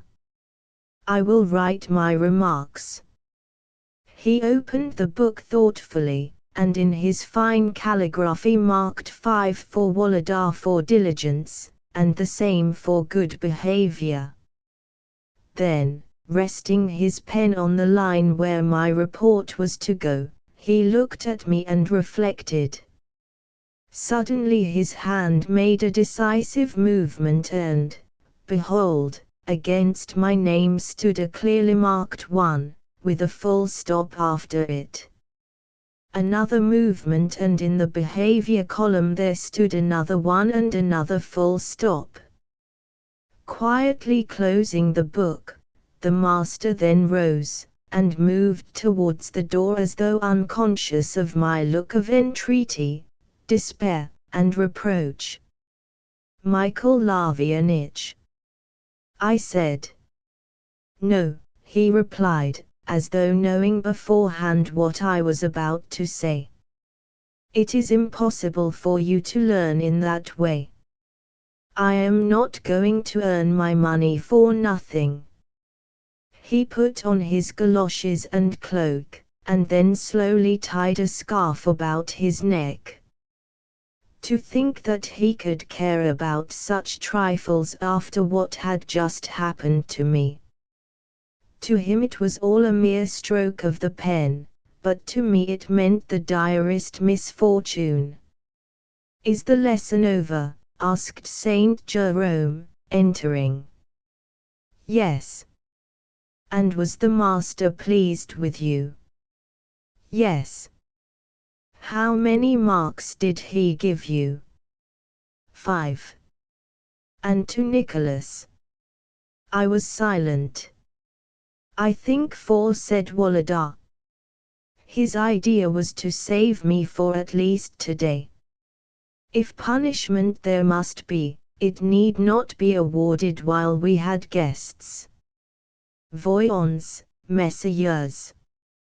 Saint Jerome was forever saying voyons. "Faites votre toilette, et descendons." 12. The quay. We had hardly descended and greeted our guests when luncheon was announced. Papa was in the highest of spirits since for some time past he had been winning. He had presented Lubotshka with a silver tea service, and suddenly remembered, after luncheon, that he had forgotten a box of bonbons which she was to have too. "Why send a servant for it? You had better go, Coco," he said to me jestingly. "The keys are in the tray on the table, you know. Take them, and with the largest one open the second drawer on the right. There you will find the box of bonbons. Bring it here." "Shall I get you some cigars as well?" said I, knowing that he always smoked after luncheon. "Yes, do, but don't touch anything else."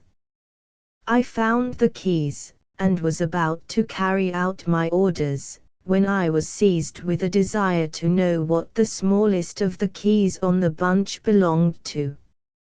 On the table I saw, among many other things, a padlocked portfolio, and at once felt curious to see if that was what the key fitted. My experiment was crowned with success. The portfolio opened and disclosed a number of papers. Curiosity so strongly urged me also to ascertain what those papers contained that the voice of conscience was stilled, and I began to read their contents. My childish feeling of unlimited respect for my elders, especially for Papa, was so strong within me that my intellect involuntarily refused to draw any conclusions from what I had seen. I felt that Papa was living in a sphere completely apart from, incomprehensible by, and unattainable for, me, as well as one that was in every way excellent, and that any attempt on my part to criticize the secrets of his life would constitute something like sacrilege. For this reason, the discovery which I made from Papa's portfolio left no clear impression upon my mind, but only a dim consciousness that I had done wrong. I felt ashamed and confused. The feeling made me eager to shut the portfolio again as quickly as possible, but it seemed as though on this unlucky day I was destined to experience every possible kind of adversity. I put the key back into the padlock and turned it round, but not in the right direction. Thinking that the portfolio was now locked, I pulled at the key and, oh horror! Found my hand come away with only the top half of the key in it. In vain did I try to put the two halves together, and to extract the portion that was sticking in the padlock. At last I had to resign myself to the dreadful thought that I had committed a new crime, one which would be discovered today as soon as ever Papa returned to his study. First of all, Mimi's accusation on the staircase, and then that one mark, and then this key. Nothing worse could happen now, This very evening I should be assailed successively by Grandmamma, because of Mimi's denunciation, by Saint Jerome, because of the solitary mark, and by Papa, because of the matter of this key, yes, all in one evening. What on earth is to become of me? What have I done? I exclaimed as I paced the soft carpet. Well, I went on with sudden determination, what must come, must, that's all, and, taking up the bonbons and the cigars, I ran back to the other part of the house. The fatalistic formula with which I had concluded, and which was one that I often heard Nicola utter during my childhood, always produced in me, at the more difficult crises of my life, a momentarily soothing, beneficial effect. Consequently, when I re-entered the drawing-room, I was in a rather excited, unnatural mood, yet one that was perfectly cheerful. 13. The traitress. After luncheon we began to play at round games, in which I took a lively part. While indulging in cat and mouse, I happened to cannon rather awkwardly against the Knakoff's governess, who was playing with us, and, stepping on her dress, tore a large hole in it. Seeing that the girls, particularly Sonetchka, were anything but displeased at the spectacle of the governess angrily departing to the maid-servant's room to have her dress mended, I resolved to procure them the satisfaction a second time. Accordingly, in pursuance of this amiable resolution, I waited until my victim returned, and then began to gallop madly round her, until a favorable moment occurred for once more planting my heel upon her dress and reopening the rent. Sonetchka and the young princesses had much ado to restrain their laughter, which excited my conceit the more, but Saint Jerome, who had probably divined my tricks, came up to me with the frown which I could never abide in him, and said that, since I seemed disposed to mischief, he would have to send me away if I did not moderate my behavior.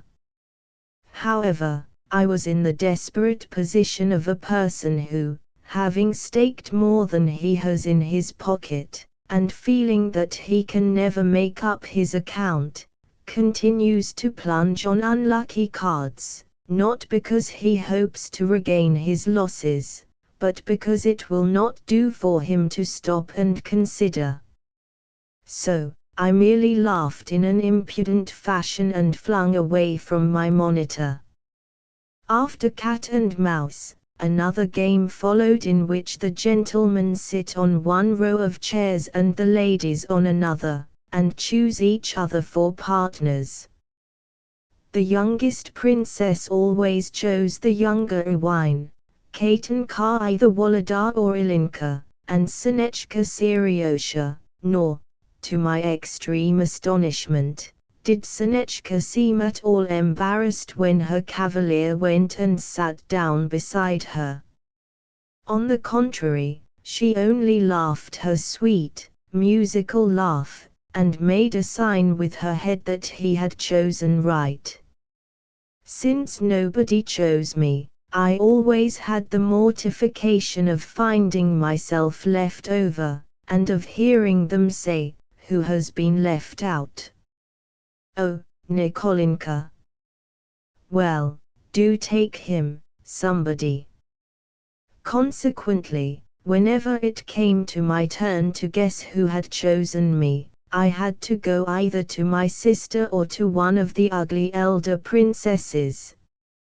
Sonetchka seemed so absorbed in Seriosha that in her eyes I clearly existed no longer. I do not quite know why I called her the traitress in my thoughts, since she had never promised to choose me instead of Seriosha, but, for all that, I felt convinced that she was treating me in a very abominable fashion. After the game was finished, I actually saw the traitress, from whom I nevertheless could not withdraw my eyes, go with Seriosha and Katenkar into a corner, and engage in secret confabulation. Stealing softly round the piano which masked the conclave, I beheld the following. Katenkar was holding up a pocket handkerchief by two of its corners, so as to form a screen for the heads of her two companions. "No, you have lost. You must pay the forfeit," cried Seriosha at that moment, and Sonechka, who was standing in front of him, blushed like a criminal as she replied, "No, I have not lost." "Have I, Mademoiselle Catherine?" "Well, I must speak the truth," answered Katenkar, "and say that you have lost, my dear." Scarcely had she spoken the words when Seriosha embraced Sonechka, and kissed her right on her rosy lips. And Sonechka smiled as though it were nothing, but merely something very pleasant. Horrors! The artful traitress! 14. The retribution. Instantly, I began to feel a strong contempt for the female sex in general and Sonechka in particular. I began to think that there was nothing at all amusing in these games, that they were only fit for girls, and felt as though I should like to make a great noise, or to do something of such extraordinary boldness that everyone would be forced to admire it. The opportunity soon arrived. Saint Jerome said something to Mimi, and then left the room. I could hear his footsteps ascending the staircase, and then passing across the schoolroom, and the idea occurred to me that Mimi must have told him her story about my being found on the landing, and thereupon he had gone to look at the register. In those days, it must be remembered, I believed that Saint Jerome's whole aim in life was to annoy me. Somewhere I have read that, not infrequently, children of from 12 to 14 years of age, that is to say, children just passing from childhood to adolescence, are addicted to incendiarism, or even to murder. As I look back upon my childhood, and particularly upon the mood in which I was on that, for myself, most unlucky day, I can quite understand the possibility of such terrible crimes being committed by children without any real aim in view, without any real wish to do wrong, but merely out of curiosity or under the influence of an unconscious necessity for action. There are moments when the human being sees the future in such lurid colors that he shrinks from fixing his mental eye upon it, puts a check upon all his intellectual activity, and tries to feel convinced that the future will never be, and that the past has never been. At such moments, moments when thought does not shrink from manifestations of will, and the carnal instincts alone constitute the springs of life, I can understand that want of experience, which is a particularly predisposing factor in this connection, might very possibly lead a child, without fear or hesitation, but rather with a smile of curiosity on its face, to set fire to the house in which its parents and brothers and sisters, beings whom it tenderly loves, are lying asleep.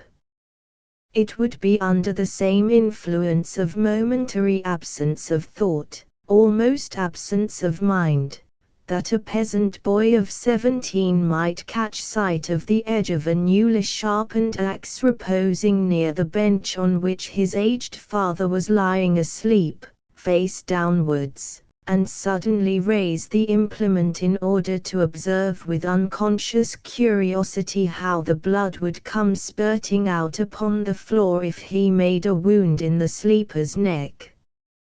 It is under the same influence, the same absence of thought, the same instinctive curiosity, that a man finds delight in standing on the brink of an abyss and thinking to himself, how if I were to throw myself down, or in holding to his brow a loaded pistol and wondering, what if I were to pull the trigger, or in feeling, when he catches sight of some universally respected personage, that he would like to go up to him, pull his nose hard, and say, "How do you do, old boy?"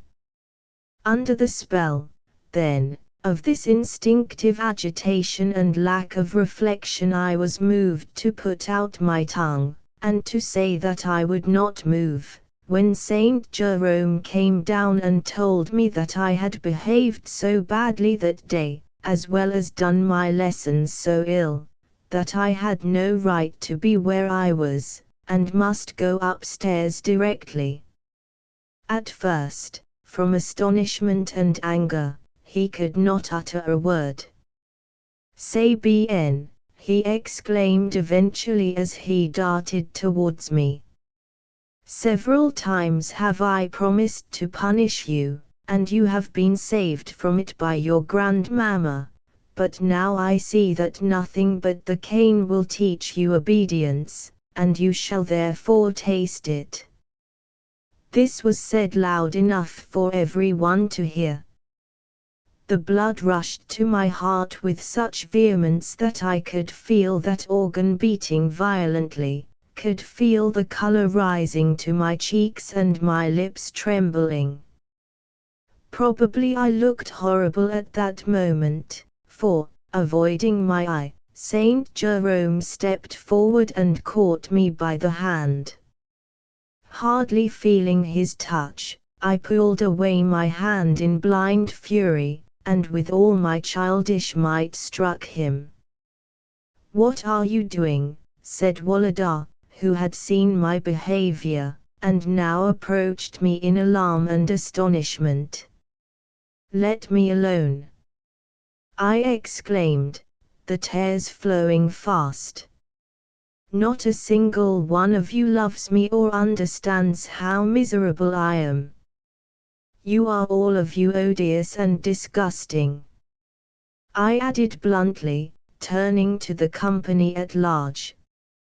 At this moment Saint Jerome, his face pale, but determined, approached me again, and, with a movement too quick to admit of any defense, seized my hands as with a pair of tongs, and dragged me away.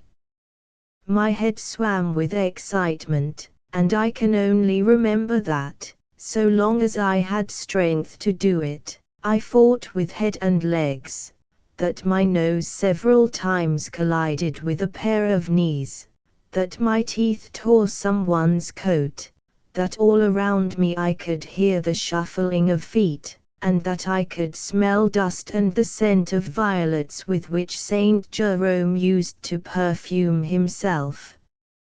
5 minutes later the door of the storeroom closed behind me. Basil said a triumphant but detestable voice, "Bring me the cane."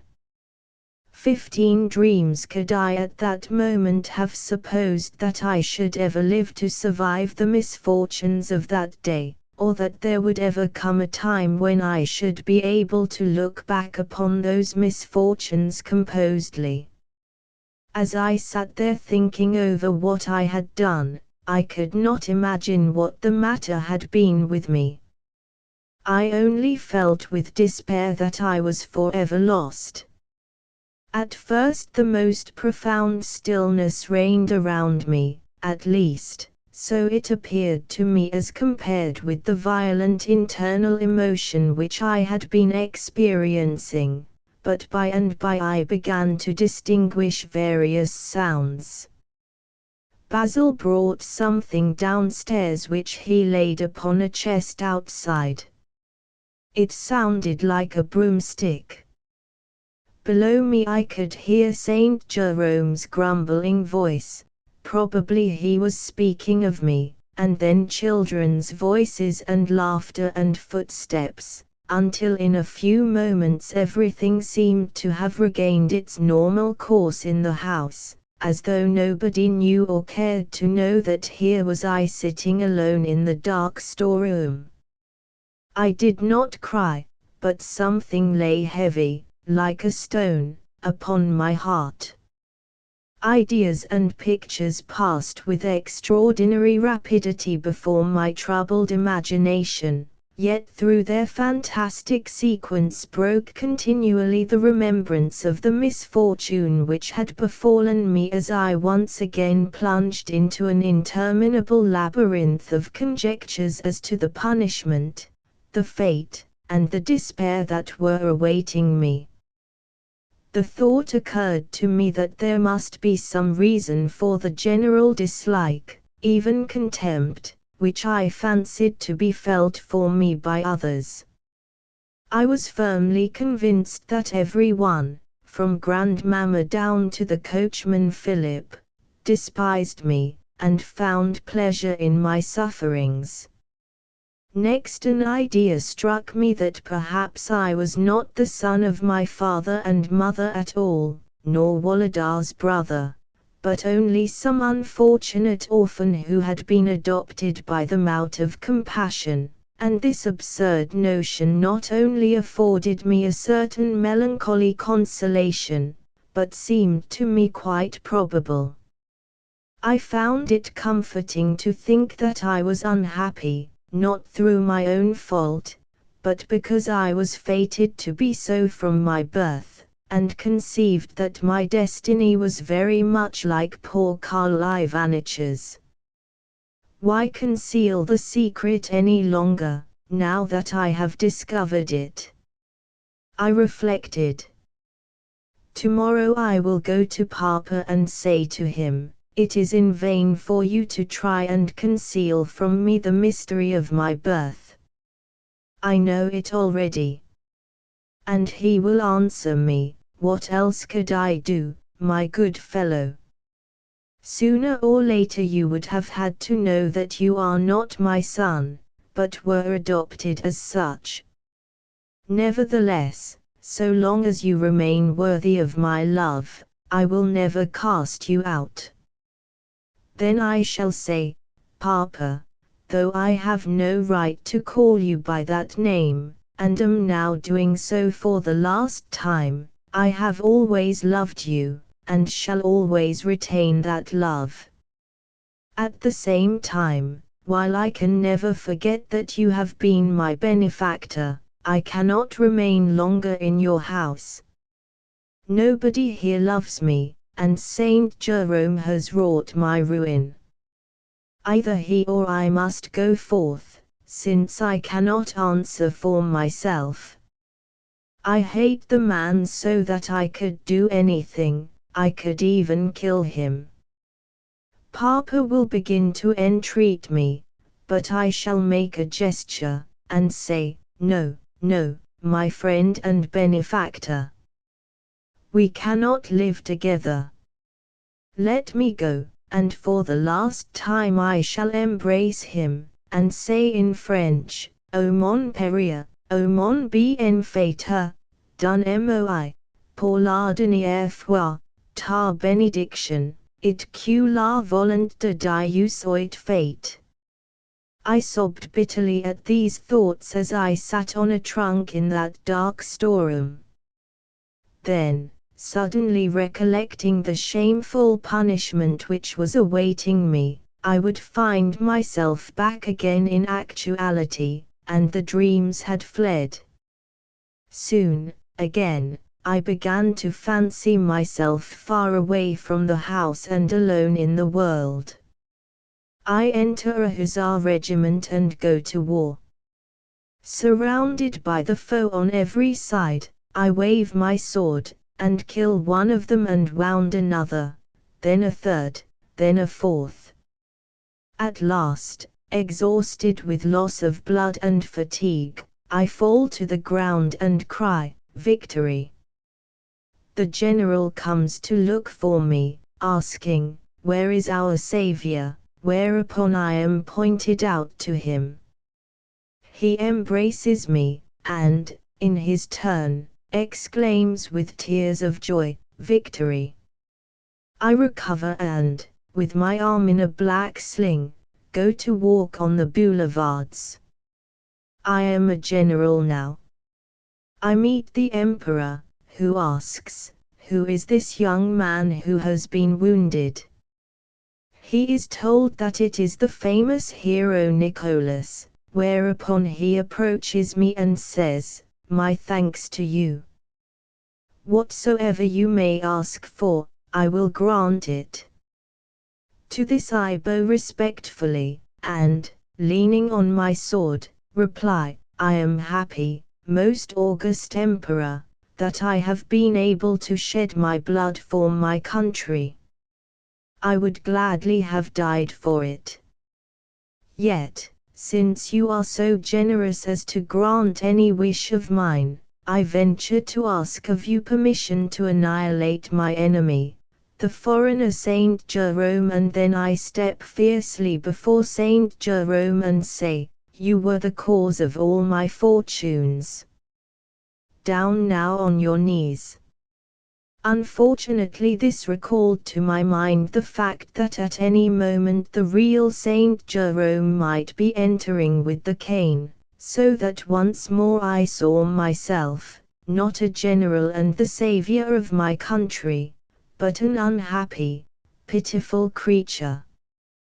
Then the idea of God occurred to me, and I asked him boldly why he had punished me thus, seeing that I had never forgotten to say my prayers, either morning or evening.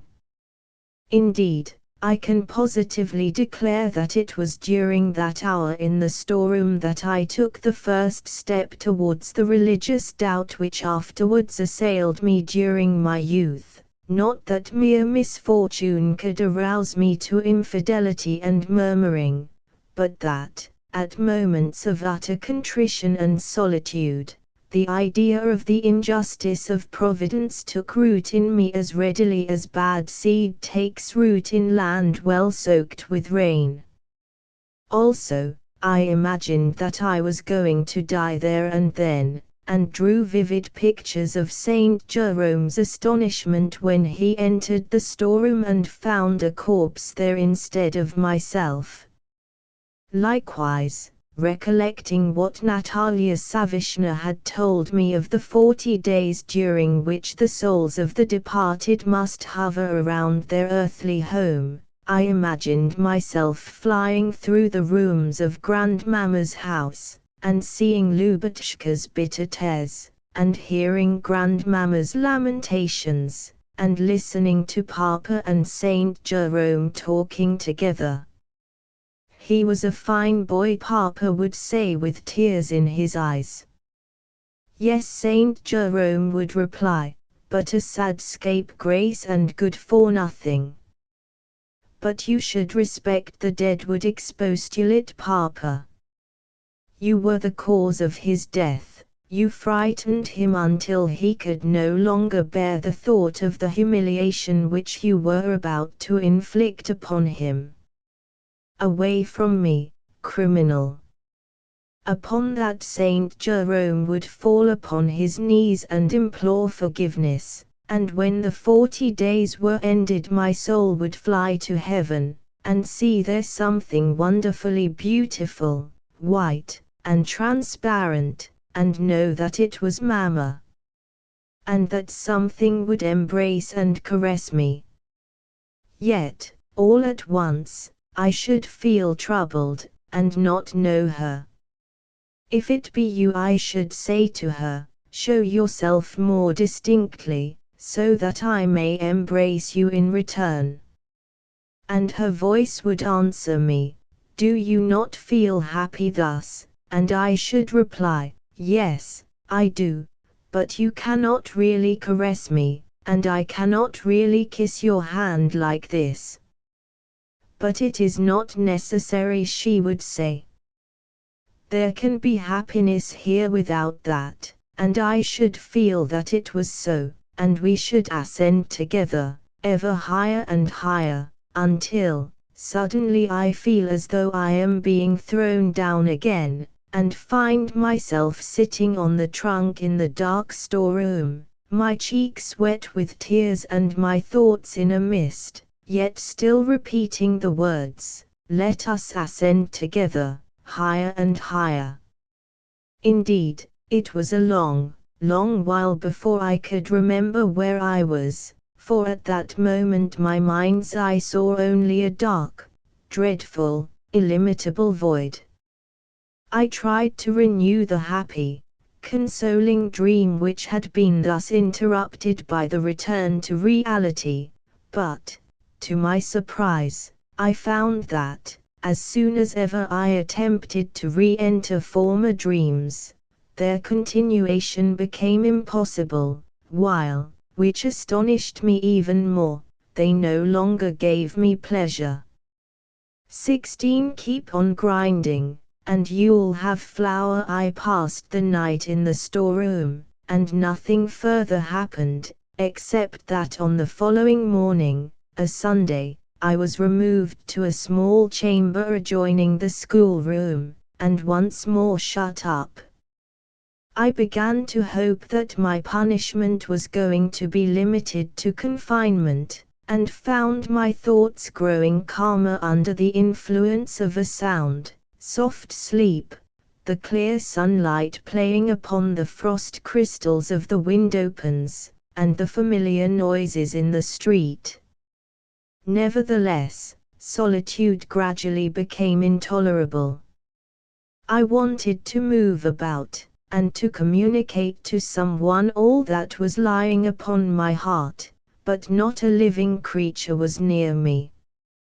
The position was the more unpleasant because, willy-nilly, I could hear Saint Jerome walking about in his room, and softly whistling some hackneyed tune. Somehow, I felt convinced that he was whistling not because he wanted to, but because he knew it annoyed me. At 2 o'clock, he and Wolodar departed downstairs, and Nicola brought me up some luncheon. When I told him what I had done and what was awaiting me, he said, "Pshaw, sir. Don't be alarmed. Keep on grinding, and you'll have flour." Although this expression, which also in later days has more than once helped me to preserve my firmness of mind, brought me a little comfort, the fact that I received, not bread and water only, but a whole luncheon, and even dessert, gave me much to think about. If they had sent me no dessert, it would have meant that my punishment was to be limited to confinement, whereas it was now evident that I was looked upon as not yet punished, that I was only being kept away from the others, as an evildoer, until the due time of punishment. While I was still debating the question, the key of my prison turned, and Saint Jerome entered with a severe, official air. "Come down and see your grandmamma," he said without looking at me. I should have liked first to have brushed my jacket, since it was covered with dust, but Saint Jerome said that that was quite unnecessary, since I was in such a deplorable moral condition that my exterior was not worth considering. As he led me through the salon, Katinka, Lubotshka, and Wolodar looked at me with much the same expression as we were wont to look at the convicts who on certain days filed past my grandmother's house. Likewise, when I approached grandmamma's armchair to kiss her hand, she withdrew it, and thrust it under her mantilla. "Well, my dear," she began after a long pause, during which she regarded me from head to foot with the kind of expression which makes one uncertain where to look or what to do, I must say that you seem to value my love very highly, and afford me great consolation." Then she went on, with an emphasis on each word, "Monsieur Saint Jerome, who, at my request, undertook your education, says that he can no longer remain in the house." "And why?" "Simply because of you." Another pause ensued. Presently she continued in a tone which clearly showed that her speech had been prepared beforehand, "I had hoped that you would be grateful for all his care, and for all the trouble that he has taken with you, that you would have appreciated his services, but you baby, you silly boy, you actually dare to raise your hand against him. Very well, very good. I am beginning to think that you cannot understand kind treatment, but require to be treated in a very different and humiliating fashion. Go now directly and beg his pardon," she added in a stern and peremptory tone as she pointed to Saint Jerome. "Do you hear me?" I followed the direction of her finger with my eye, but on that member lighting upon Saint Jerome's coat, I turned my head away, and once more felt my heart beating violently as I remained where I was. "What? Did you not hear me when I told you what to do?" I was trembling all over, but I would not stir. "Coco," went on my grandmother, probably divining my inward sufferings, "Coco," she repeated in a voice tender rather than harsh, "is this you?" "Grandmamma, I cannot beg his pardon for," and I stopped suddenly, for I felt the next word refuse to come for the tears that were choking me. "But I ordered you, I begged of you, to do so. What is the matter with you?" I will not, I cannot," I gasped, and the tears, long pent up and accumulated in my breast, burst forth like a stream which breaks its dikes and goes flowing madly over the country. "C'est ainsi que vous obéissez à votre secondemia, c'est ainsi que vous reconnaissez ses bons," remarked Saint Jerome quietly, "Agenas." Good God! If she had seen this, exclaimed Grandmamma, turning from me and wiping away her tears. If she had seen this! It may be all for the best, yet she could never have survived such grief, never, and Grandmamma wept more and more. I too wept, but it never occurred to me to ask for pardon. "Tranquillisez-vous or nom du ciel, Madame la Comtesse," said Saint Jerome, but Grandmamma heard him not. She covered her face with her hands, and her sobs soon passed to hiccups and hysteria. Mimi and Gasha came running in with frightened faces, salts and spirits were applied, and the whole house was soon in a ferment. "You may feel pleased at your work," said Saint Jerome to me as he led me from the room. Good God! What have I done? I thought to myself. What a terribly bad boy I am. As soon as Saint Jerome, bidding me go into his room, had returned to Grandmamma, I, all unconscious of what I was doing, ran down the grand staircase leading to the front door. Whether I intended to drown myself, or whether merely to run away from home, I do not remember. I only know that I went blindly on, my face covered with my hands that I might see nothing. "Where are you going to?" asked a well-known voice. "I want you, my boy." I would have passed on, but Papa caught hold of me, and said sternly, "Come here, you impudent rascal. How could you dare to do such a thing as to touch the portfolio in my study?" he went on as he dragged me into his room. "Oh, you are silent, eh?" and he pulled my ear. "Yes, I was naughty," I said. "I don't know myself what came over me then." "So you don't know what came over you, you don't know, he repeated as he pulled my ear harder and harder. "Will you go and put your nose where you ought not to again, will you? Although my ear was in great pain, I did not cry, but, on the contrary, felt a sort of morally pleasing sensation. No sooner did he let go of my ear than I seized his hand and covered it with tears and kisses. "Please whip me," I cried, sobbing. "Please hurt me the more and more, for I am a wretched, bad, miserable boy." "Why, what on earth is the matter with you?" he said, giving me a slight push from him. "No, I will not go away," I continued, seizing his coat. "Everyone else hates me, I know that, but do you listen to me and protect me, or else send me away altogether. I cannot live with him.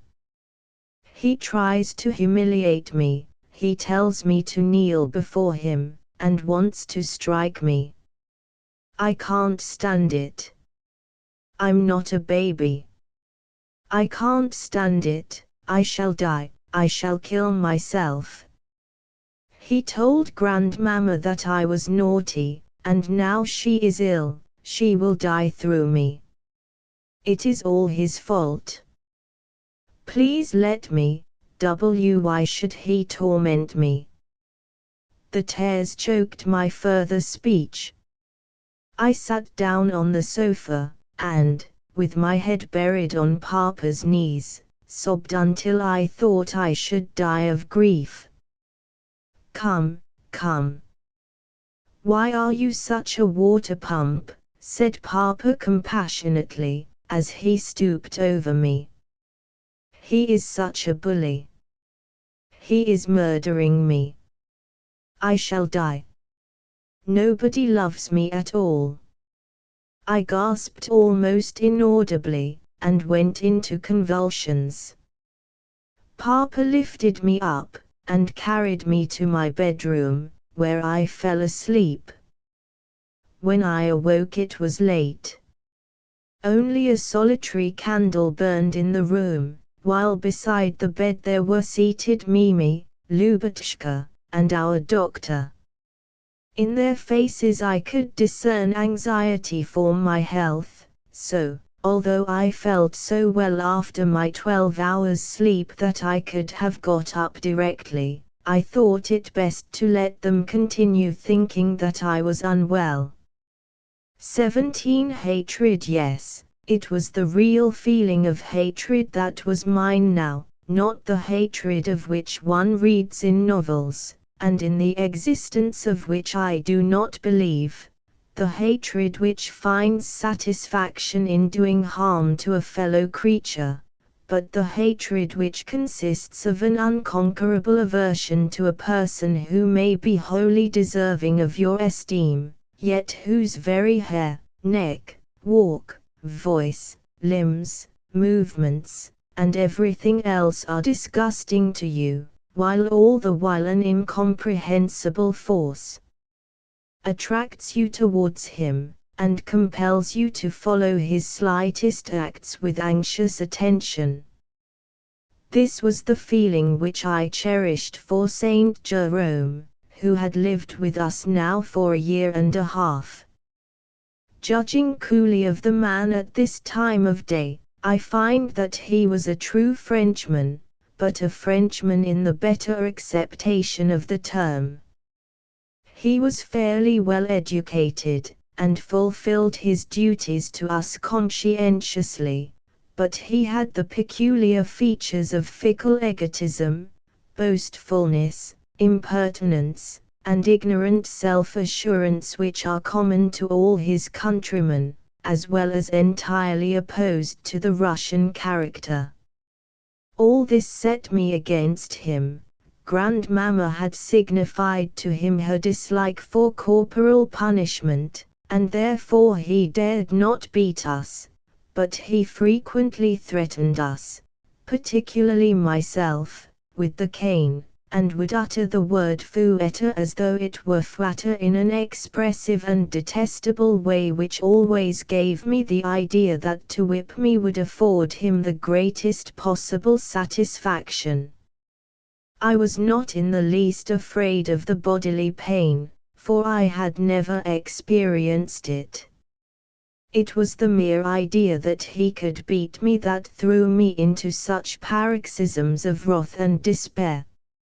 True, Karl Ivanitch sometimes, in moments of exasperation, had recourse to a ruler or to his braces, but that I can look back upon without anger. Even if he had struck me at the time of which I am now speaking, namely, when I was 14 years old, I should have submitted quietly to the correction, for I loved him, and had known him all my life, and looked upon him as a member of our family. But Saint Jerome was a conceited, opinionated fellow for whom I felt merely the unwilling respect which I entertained for all persons older than myself. Karl Ivanitch was a comical old uncle whom I loved with my whole heart, but who, according to my childish conception of social distinctions, ranked below us, whereas Saint Jerome was a well-educated, handsome young dandy who was for showing himself the equal of anyone. Karl Ivanitch had always scolded and punished us coolly, as though he thought it a necessary, but extremely disagreeable, duty. Saint Jerome, on the contrary, always liked to emphasize his part as judge when correcting us, and clearly did it as much for his own satisfaction as for our good. He loved authority. Nevertheless, I always found his grandiloquent French phrases, which he pronounced with a strong emphasis on all the final syllables, inexpressibly disgusting, whereas Karl, when angry, had never said anything beyond, "What a foolish puppet comedy it is," or "You boys are as irritating as Spanish fly," which he always called Spaniard fly. Saint Jerome, however, had names for us like mauvais sujet, villain, garnement, and so forth, epithets which greatly offended my self-respect.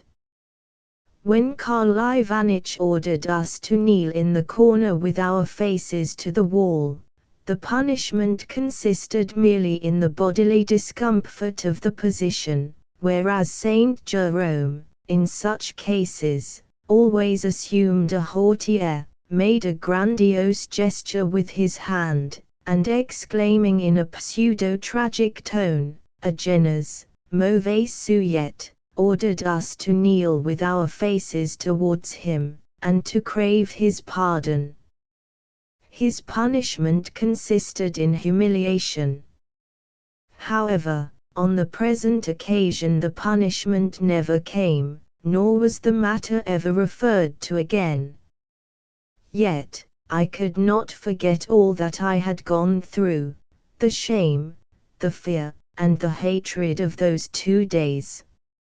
From that time forth, Saint Jerome appeared to give me up in despair, and took no further trouble with me, yet I could not bring myself to treat him with indifference. Every time that our eyes met I felt that my look expressed only too plainly my dislike, and, though I tried hard to assume a careless air, he seemed to divine my hypocrisy, until I was forced to blush and turn away. In short, it was a terrible trial to me to have anything to do with him. 18. The maid-servant's room. I began to feel more and more lonely, until my chief solace lay in solitary reflection and observation. Of the favorite subject of my reflections I shall speak in the next chapter. The scene where I indulged in them was, for preference, the maid-servant's room, where a plot suitable for a novel was in progress, a plot which touched and engrossed me to the highest degree. The heroine of the romance was, of course, Masha. She was in love with Basil, who had known her before she had become a servant in our house, and who had promised to marry her some day. Unfortunately, fate, which had separated them 5 years ago, and afterwards reunited them in Grandmamma's abode, next proceeded to interpose an obstacle between them in the shape of Masha's uncle, our man Nicola, who would not hear of his niece marrying that uneducated and unbearable fellow as he called Basil. One effect of the obstacle had been to make the otherwise slightly cool and indifferent Basil fall as passionately in love with Masha as it is possible for a man to be who is only a servant and a tailor, wears a red shirt, and has his hair pomaded. Although his methods of expressing his affection were odd, for instance, whenever he met Masha he always endeavored to inflict upon her some bodily pain, either by pinching her, giving her a slap with his open hand, or squeezing her so hard that she could scarcely breathe. That affection was sincere enough, and he proved it by the fact that, from the moment when Nicola refused him his niece's hand, his grief led him to drinking, and to frequenting taverns, until he proved so unruly that more than once he had to be sent to undergo a humiliating chastisement at the police station. Nevertheless, these faults of his and their consequences only served to elevate him in Masha's eyes, and to increase her love for him. Whenever he was in the hands of the police, she would sit crying the whole day, and complain to Gasha of her hard fate. Gasha played an active part in the affairs of these unfortunate lovers. Then, regardless of her uncle's anger and blows, she would stealthily make her way to the police station, there to visit and console her swain. Excuse me, reader, for introducing you to such company. Nevertheless, if the cords of love and compassion have not wholly snapped in your soul, you will find, even in that maid-servant's room, something which may cause them to vibrate again. So, whether you please to follow me or not, I will return to the alcove on the staircase whence I was able to observe all that passed in that room. From my post I could see the stove couch, with, upon it, an iron, an old capstand with its peg bent crooked, a wash-tub, and a basin. There, too, was the window, with, in fine disorder before it, a piece of black wax, some fragments of silk, a half-eaten cucumber, a box of sweets, and so on. There, too, was the large table at which she used to sit in the pink cotton dress which I admired so much and the blue handkerchief which always caught my attention so. She would be sewing though interrupting her work at intervals to scratch her head a little, to bite the end of her thread, or to snuff the candle, and I would think to myself, why was she not born a lady, she with her blue eyes, beautiful fair hair, and magnificent bust. How splendid she would look if she were sitting in a drawing room and dressed in a cap with pink ribbons and a silk gown, not one like Mimi's, but one like the gown which I saw the other day on the Visky Boulevard. Yes, she would work at the embroidery frame, and I would sit and look at her in the mirror, and be ready to do whatsoever she wanted, to help her on with her mantle or to hand her food. As for Basil's drunken face and horrid figure in the scanty coat with the red shirt showing beneath it, well, in his every gesture, in his every movement of his back, I seemed always to see signs of the humiliating chastisements which he had undergone. "Ah, Basil!" again cried Masha on one occasion as she stuck her needle into the pincushion, but without looking up at the person who was entering. "What is the good of a man like him?" was Basil's first remark. Yes. If only he would say something decisive.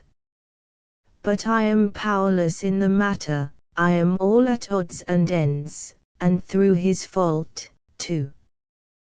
"Will you have some tea?" put in Madisha, another servant. "No, thank you. But why does he hate me so, that old thief of an uncle of yours?" "Why? Is it because of the clothes I wear, or of my height, or of my walk, or what?" "Well, damn and confound him," finished Basil, snapping his fingers. "We must be patient," said Masha, threading her needle.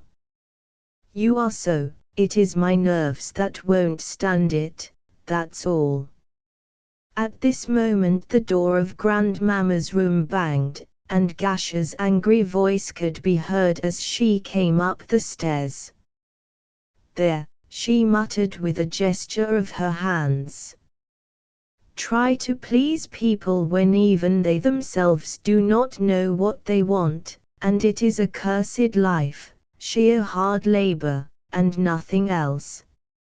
If only a certain thing would happen, though God forgive me for thinking it." "Good evening, Agatha Mikhailovna," said Basil, rising to greet her. "You here?" she answered brusquely as she stared at him. "That is not very much to your credit. What do you come here for? Is the maid's room a proper place for men?" "I wanted to see how you were," said Basil soothingly. "I shall soon be breathing my last, that's how I am," cried Gasha, still greatly incensed. Basil laughed. "Oh, there's nothing to laugh at when I say that I shall soon be dead. But that's how it will be, all the same. Just look at the drunkard. Marry her, would he? The fool! Come, get out of here," and, with a stamp of her foot on the floor, Gasha retreated to her own room, and banged the door behind her until the window rattled again. For a while she could be heard scolding at everything, flinging dresses and other things about, and pulling the ears of her favorite cat. Then the door opened again, and Puss, mewing pitifully, was flung forth by the tail. "I had better come another time for tea," said Basil in a whisper, "at some better time for our meeting." "No, no," put in Madisha. "I'll go and fetch the urn at once.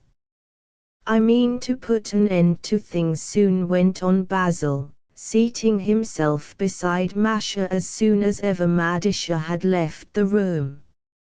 "I had much better go straight to the Countess, and say so and so, or I will throw up my situation and go off into the world. Oh dear, oh dear! And am I to remain here? Ah, there's the difficulty, that's what I feel so badly about. You have been my sweetheart so long, you see. Ah, dear me. Why don't you bring me your shirts to wash, Basil? Asked Masha after a pause, during which she had been inspecting his wristbands. At this moment Grandmamma's bell rang, and Gasha issued from her room again. What do you want with her, you impudent fellow? She cried as she pushed Basil, who had risen at her entrance, before her towards the door. First you lead a girl on, and then you want to lead her further still. I suppose it amuses you to see her tears. There's the door, now. Off you go. We want your room, not your company. And what good can you see in him? She went on, turning to Masha. Has not your uncle been walking into you today already? No, she must stick to her promise, forsooth. I will have no one but Basil, fool that you are. Yes, I will have no one but him. I'll never love anyone else. I could kill myself for him. Poor Masha burst out, the tears suddenly gushing forth. For a while I stood watching her as she wiped away those tears. Then I fell to contemplating Basil attentively, in the hope of finding out what there was in him that she found so attractive. Yet, though I sympathized with her sincerely in her grief, I could not for the life of me understand how such a charming creature as I considered her to be could love a man like him. When I become a man, I thought to myself as I returned to my room, Petrovsko shall be mine, and Basil and Masha my servants.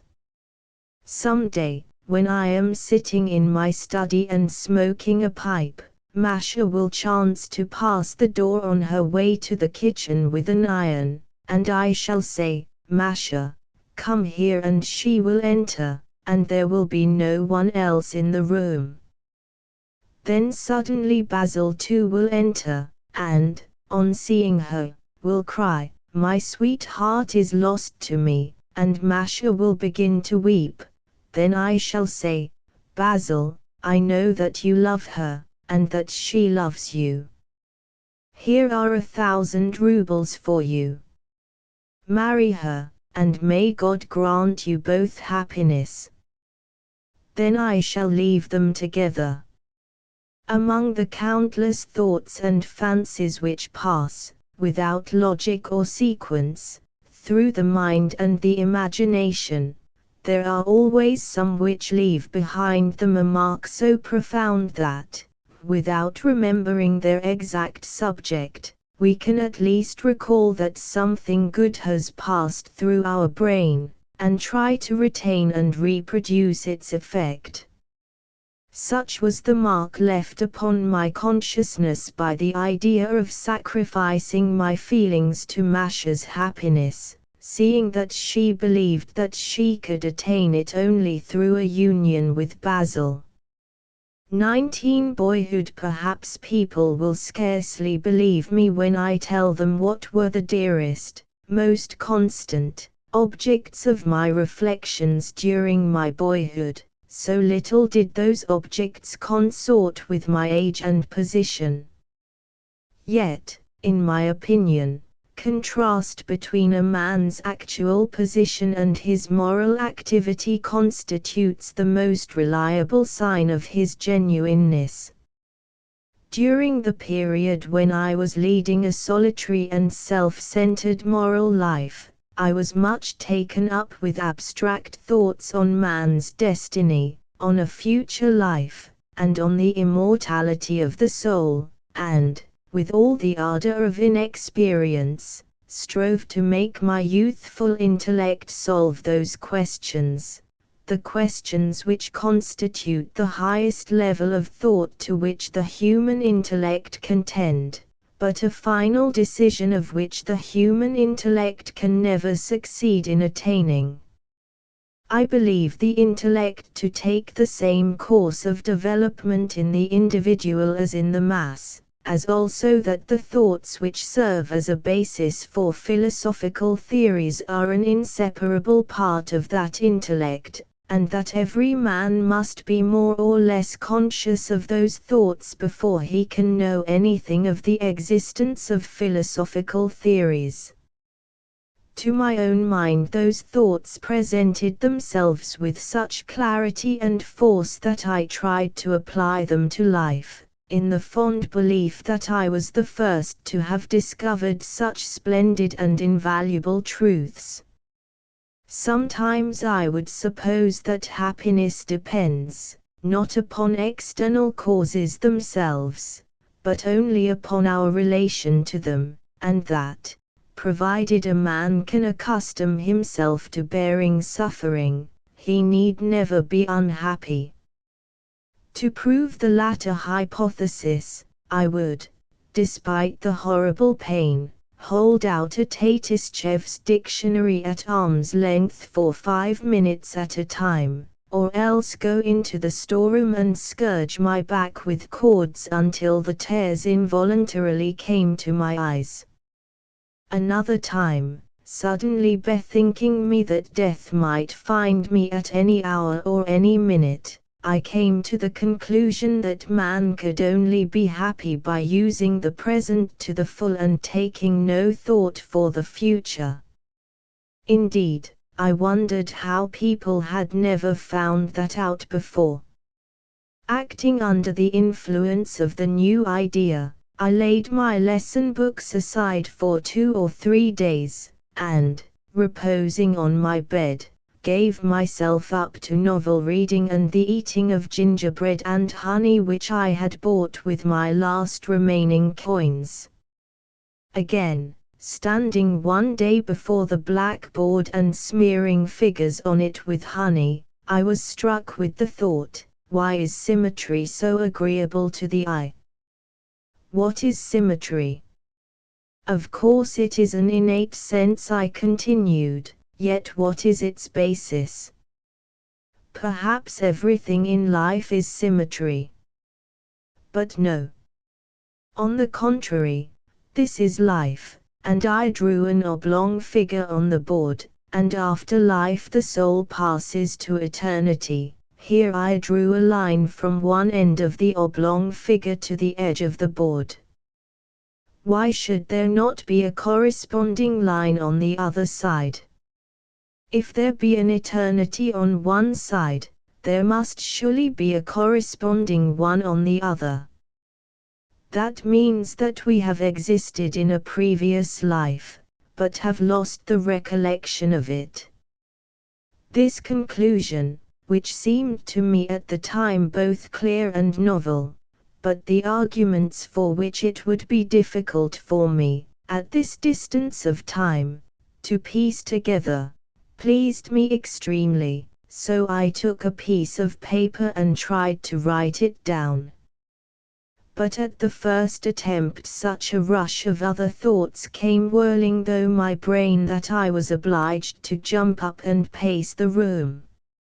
At the window, my attention was arrested by a driver harnessing a horse to a water cart, and at once my mind concentrated itself upon the decision of the question, into what animal or human being will the spirit of that horse pass at death? Just at that moment, Wolodar passed through the room, and smiled to see me absorbed in speculative thoughts. His smile at once made me feel that all that I had been thinking about was utter nonsense. I have related all this as I recollect it in order to show the reader the nature of my cogitations. No philosophical theory attracted me so much as skepticism, which at one period brought me to a state of mind verging upon insanity. I took the fancy into my head that no one nor anything really existed in the world except myself, that objects were not objects at all, but that images of them became manifest only so soon as I turned my attention upon them, and vanished again directly that I ceased to think about them. In short, this idea of mine, that real objects do not exist, but only one's conception of them, brought me to Schelling's well-known theory. There were moments when the influence of this idea led me to such vagaries as, for instance, turning sharply round, in the hope that by the suddenness of the movement I should come in contact with the void which I believed to be existing where I myself purported to be. What a pitiful spring of moral activity is the human intellect! My faulty reason could not define the impenetrable. Consequently it shattered one fruitless conviction after another, convictions which, happily for my afterlife, I never lacked the courage to abandon as soon as they proved inadequate. From all this weary mental struggle I derived only a certain pliancy of mind, a weakening of the will, a habit of perpetual moral analysis, and a diminution both of freshness of sentiment and of clearness of thought.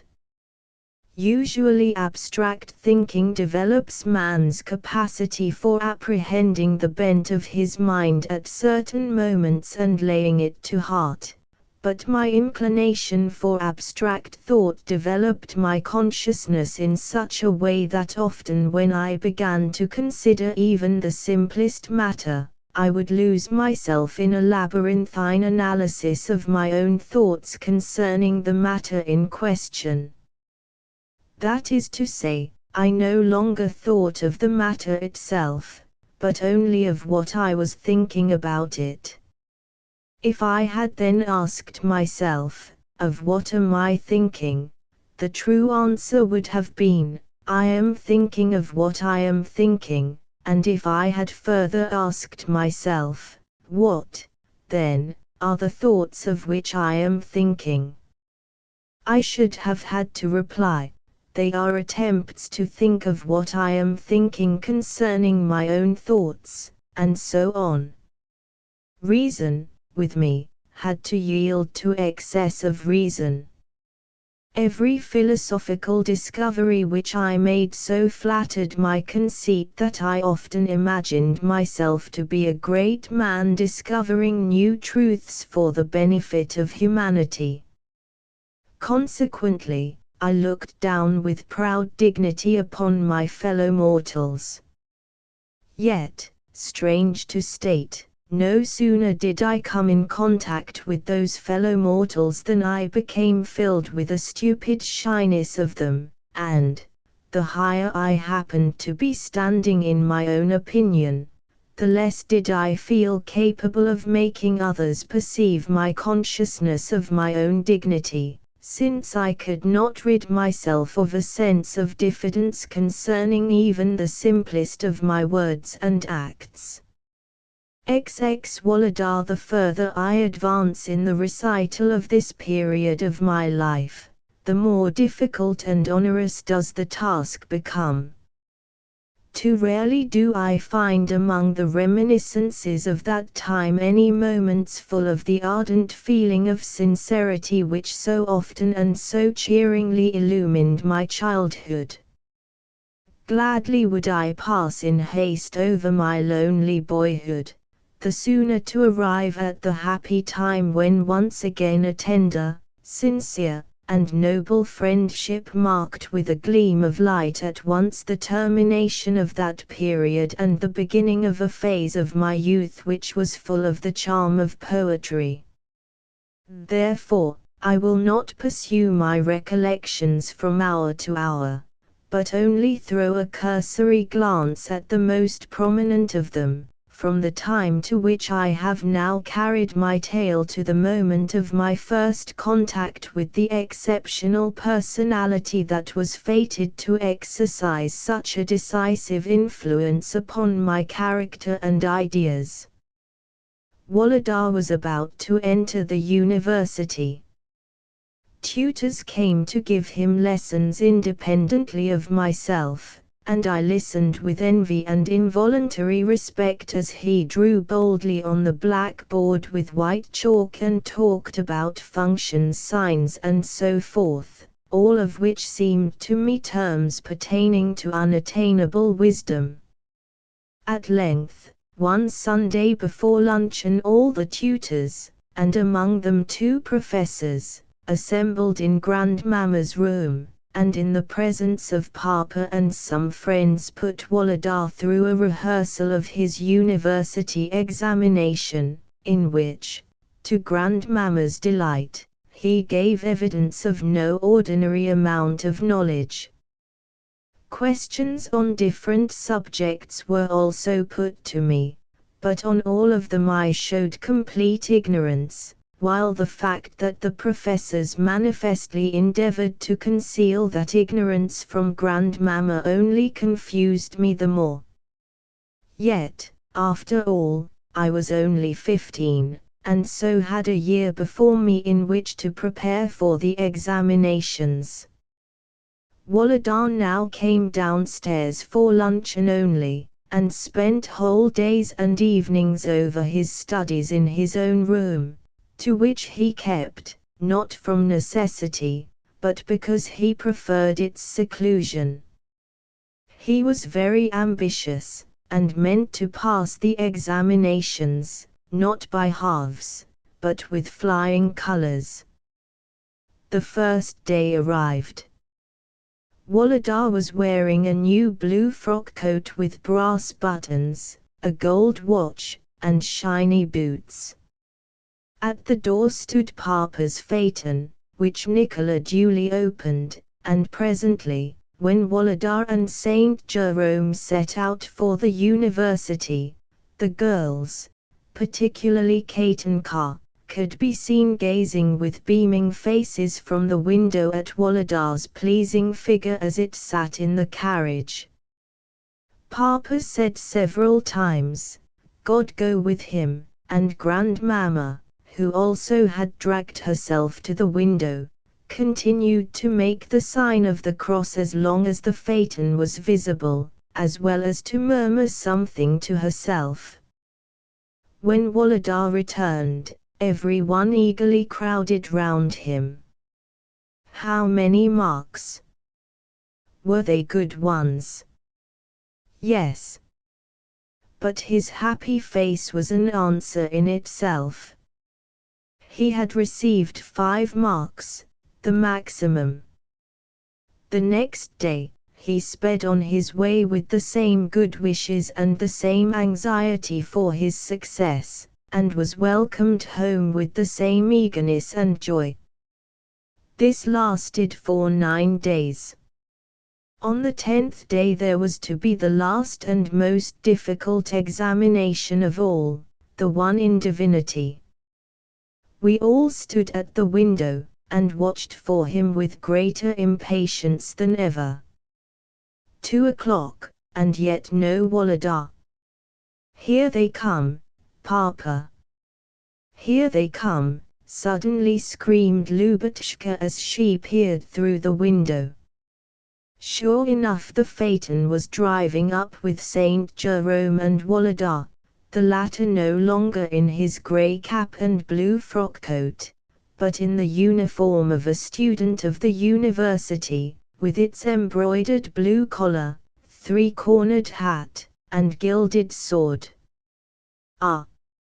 If only she had been alive now," exclaimed Grandmamma on seeing Wolodar in this dress, and swooned away. Wolodar enters the anteroom with a beaming face, and embraces myself, Lubotshka, Mimi, and Katinka, the latter blushing to her ears. He hardly knows himself for joy. And how smart he looks in that uniform! How well the blue collar suits his budding, dark moustache! What a tall, elegant figure is his, and what a distinguished walk! On that memorable day we all lunched together in Grandmamma's room. Every face expressed delight, and with the dessert which followed the meal the servants, with grave but gratified faces, brought in bottles of champagne. Grandmamma, for the first time since Mamma's death, drank a full glass of the wine to Wolodar's health, and wept for joy as she looked at him. Henceforth Wolodar drove his own turn out, invited his own friends, smoked, and went to balls. On one occasion, I even saw him sharing a couple of bottles of champagne with some guests in his room, and the whole company drinking a toast, with each glass, to some mysterious being, and then quarreling as to who should have the bottom of the bottle. Nevertheless he always lunched at home, and after the meal would stretch himself on a sofa and talk confidentially to Katinka, yet from what I overheard, while pretending, of course, to pay no attention, I gathered that they were only talking of the heroes and heroines of novels which they had read, or else of jealousy and love, and so on. Never could I understand what they found so attractive in these conversations, nor why they smiled so happily and discussed things with such animation. Altogether I could see that, in addition to the friendship natural to persons who had been companions from childhood, there existed between Wolodar and Katinka a relation which differentiated them from us, and united them mysteriously to one another. XXI Katinka and Lubotshka Katinka was now 16 years old, quite a grown-up girl, and although at that age the angular figures, the bashfulness, and the gaucherie peculiar to girls passing from childhood to youth usually replace the comely freshness and graceful, half-developed bloom of childhood, she had in no way altered. Still the blue eyes with their merry glance were hers, the well-shaped nose with firm nostrils and almost forming a line with the forehead, the little mouth with its charming smile, the dimples in the rosy cheeks, and the small white hands. To her, the epithet of girl pure and simple, was preeminently applicable, for in her the only new features were a new and young ladylike arrangement of her thick flaxen hair and a youthful bosom, the latter an addition which at once caused her great joy and made her very bashful. Although Lubotshka and she had grown up together and received the same education, they were totally unlike one another. Lubotshka was not tall, and the rickets from which she had suffered had shaped her feet in goose fashion and made her figure very bad. The only pretty feature in her face was her eyes, which were indeed wonderful, being large and black, and instinct with such an extremely pleasing expression of mingled gravity and naivete that she was bound to attract attention. In everything she was simple and natural, so that, whereas Katinka always looked as though she were trying to be like someone else, Lubotshka looked people straight in the face, and sometimes fixed them so long with her splendid black eyes that she got blamed for doing what was thought to be improper.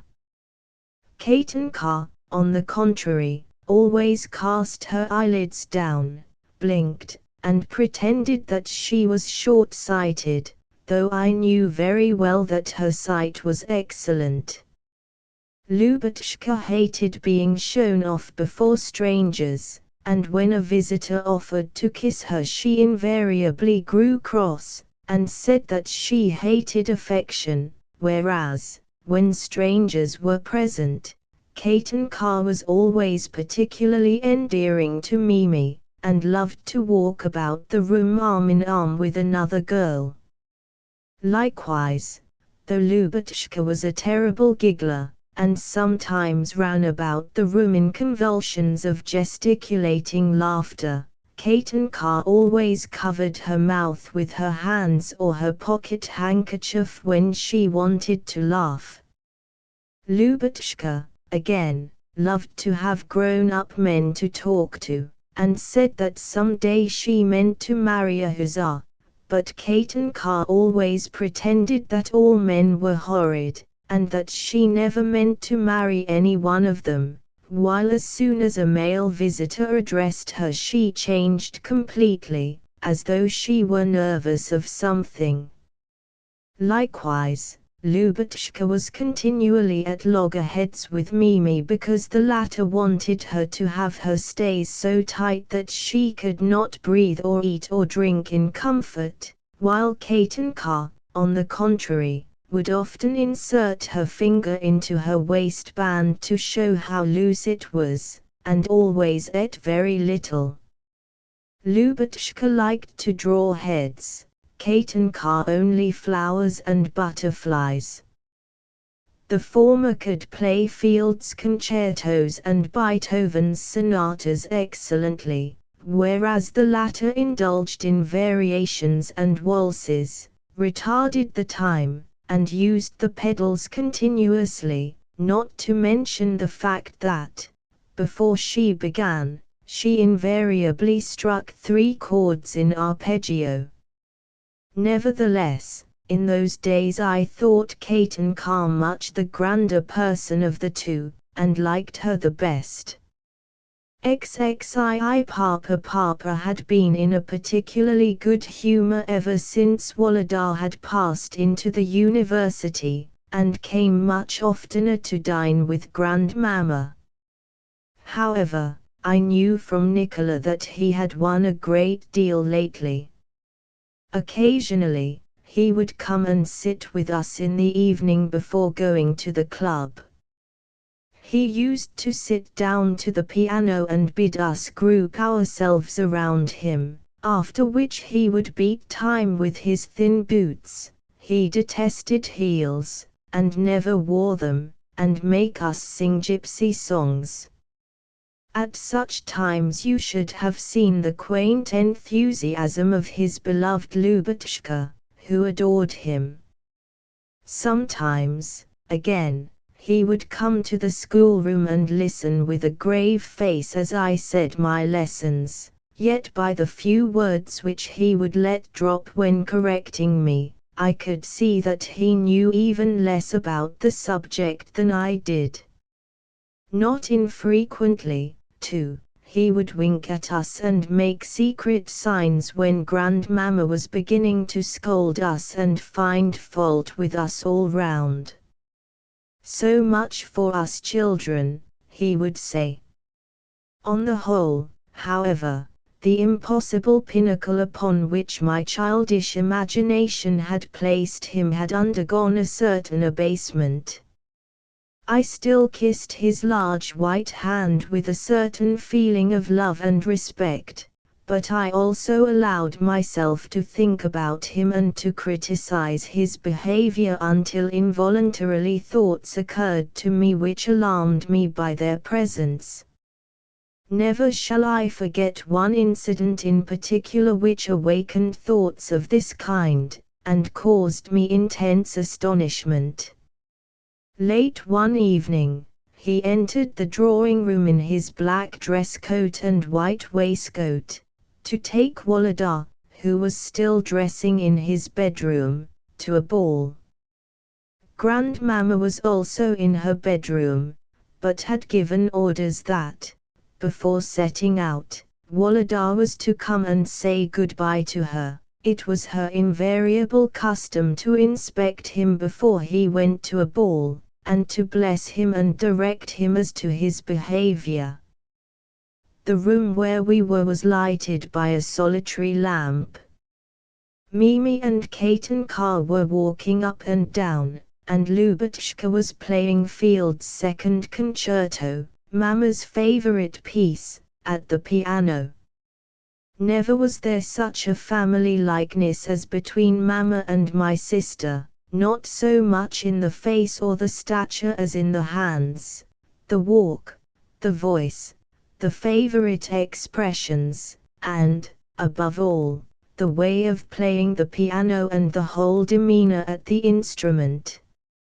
Lubotshka always arranged her dress when sitting down just as Mama had done, as well as turned the leaves like her, tapped her fingers angrily and said "dear me" whenever a difficult passage did not go smoothly, and, in particular, played with the delicacy and exquisite purity of touch which in those days caused the execution of Field's music to be known characteristically as Juppel and to lie beyond comparison with the humbug of our modern virtuosi. Papa entered the room with short, soft steps, and approached Lubotshka. On seeing him she stopped playing. "No, go on, Luba, go on," he said as he forced her to sit down again. She went on playing, while Papa, his head on his hand, sat near her for a while.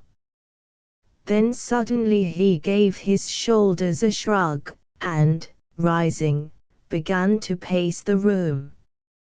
Every time that he approached the piano he halted for a moment and looked fixedly at Lubotshka. By his walk and his every movement, I could see that he was greatly agitated. Once, when he stopped behind Lubotshka, he kissed her black hair, and then, wheeling quickly round, resumed his pacing. The piece finished, Lubotshka went up to him and said, "Was it well played?" Whereupon, without answering, he took her head in his 2 hands, and kissed her forehead and eyes with such tenderness as I had never before seen him display. "Why, you are crying!" cried Lubotshka suddenly as she ceased to toy with his watch chain and stared at him with her great black eyes.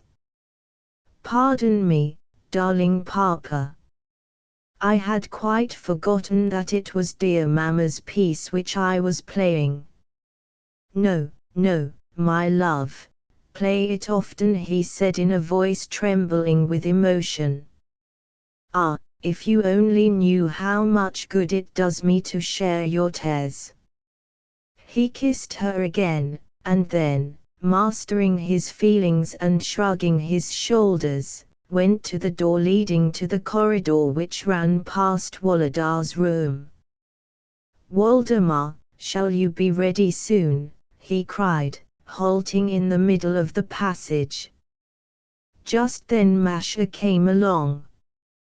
"Why, you look prettier every day," he said to her. She blushed and passed on. "Waldemar, shall you be ready soon?" he cried again, with a cough and a shake of his shoulders, just as Masha slipped away and he first caught sight of me. I loved Papa, but the intellect is independent of the heart, and often gives birth to thoughts which offend and are harsh and incomprehensible to the feelings. And it was thoughts of this kind that, for all I strove to put them away, arose at that moment in my mind. 23 Grandmama was growing weaker every day. Her bell, Gasha's grumbling voice, and the slamming of doors in her room were sounds of constant occurrence, and she no longer received us sitting in the Voltairian armchair in her boudoir, but lying on the bed in her bedroom, supported on lace-trimmed cushions. One day when she greeted us, I noticed a yellowish-white swelling on her hand, and smelled the same oppressive odor which I had smelled 5 years ago in Mama's room. The doctor came 3 times a day, and there had been more than one consultation. Yet the character of her haughty, ceremonious bearing towards all who lived with her, and particularly towards Papa, never changed in the least. She went on emphasizing certain words, raising her eyebrows, and saying "my dear" just as she had always done. Then for a few days we did not see her at all, and one morning Saint Jerome proposed to me that Wolodar and I should take Katinka and Lubotshka for a drive during the hours generally allotted to study.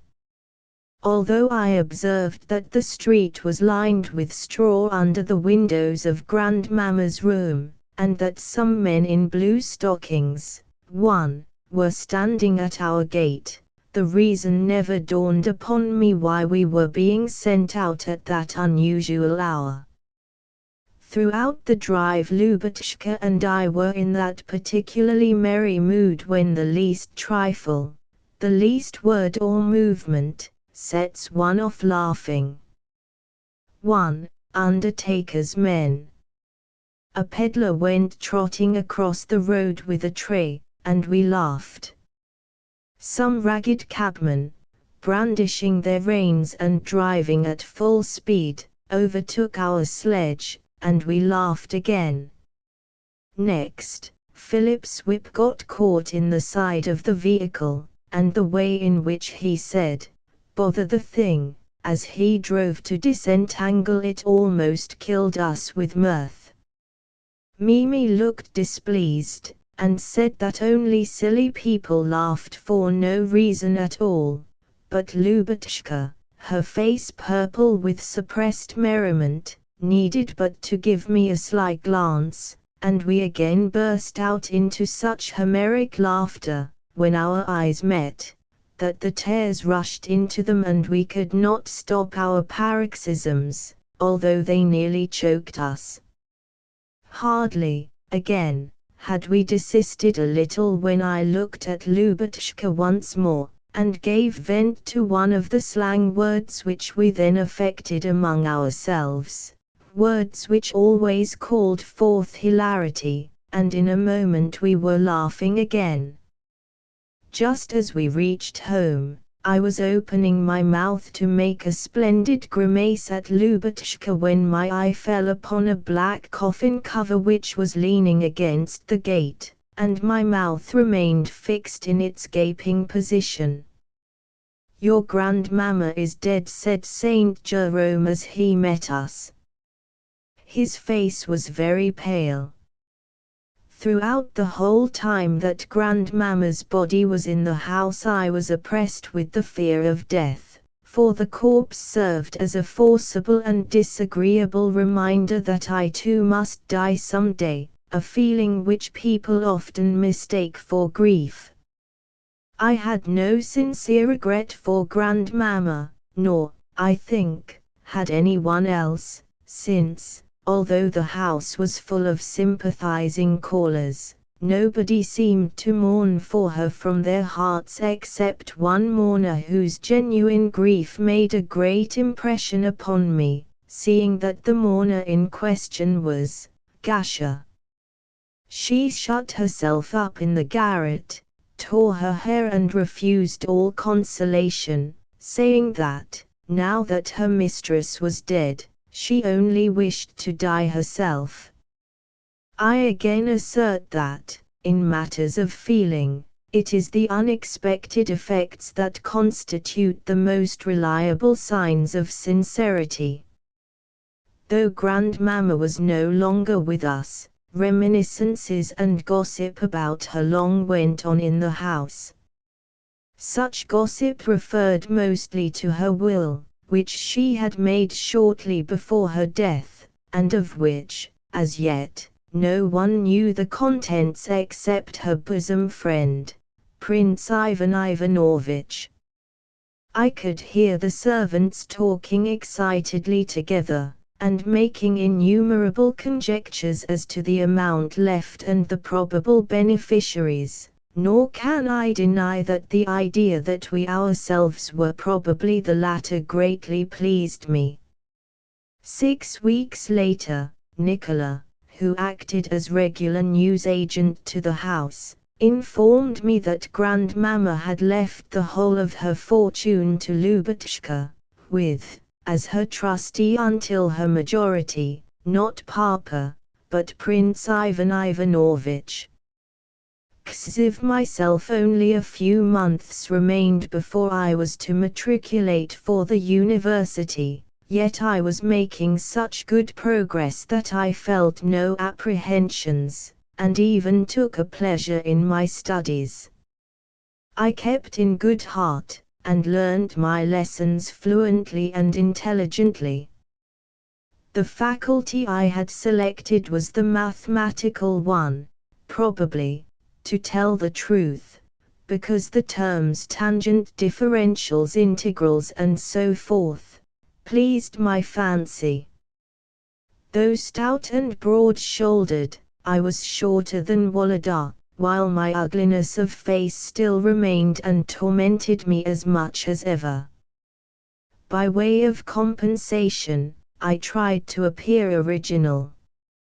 Yet one thing comforted me, namely, that Papa had said that I had an intelligent face. I quite believed him.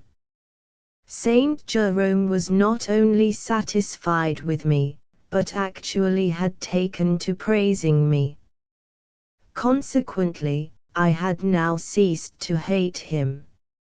In fact, when, one day, he said that, with my capacities and my intellect it would be shameful for me not to accomplish this, that, or the other thing, I believe I almost liked him. I had long ago given up keeping observation on the maid-servant's room, for I was now ashamed to hide behind doors.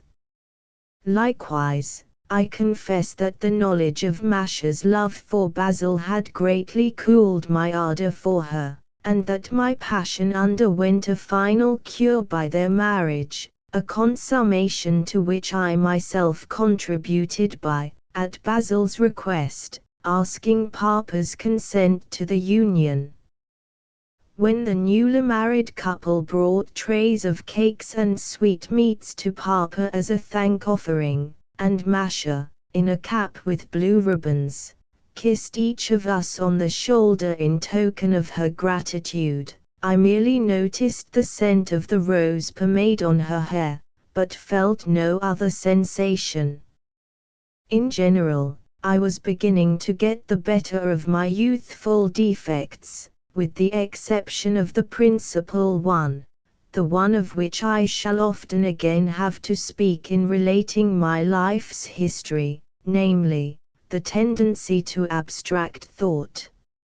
XXV Wolodar's friends. Although, when in the society of Wolodar's friends, I had to play a part that hurt my pride, I liked sitting in his room when he had visitors, and silently watching all they did. The two who came most frequently to see him were a military adjutant called Dubkov and a student named Prince Nekhludoff. Dubkov was a little dark-haired, highly-strung man who, though short of stature and no longer in his first youth, had a pleasing and invariably cheerful air. His was one of those limited natures which are agreeable through their very limitations, natures which cannot regard matters from every point of view, but which are nevertheless attracted by everything.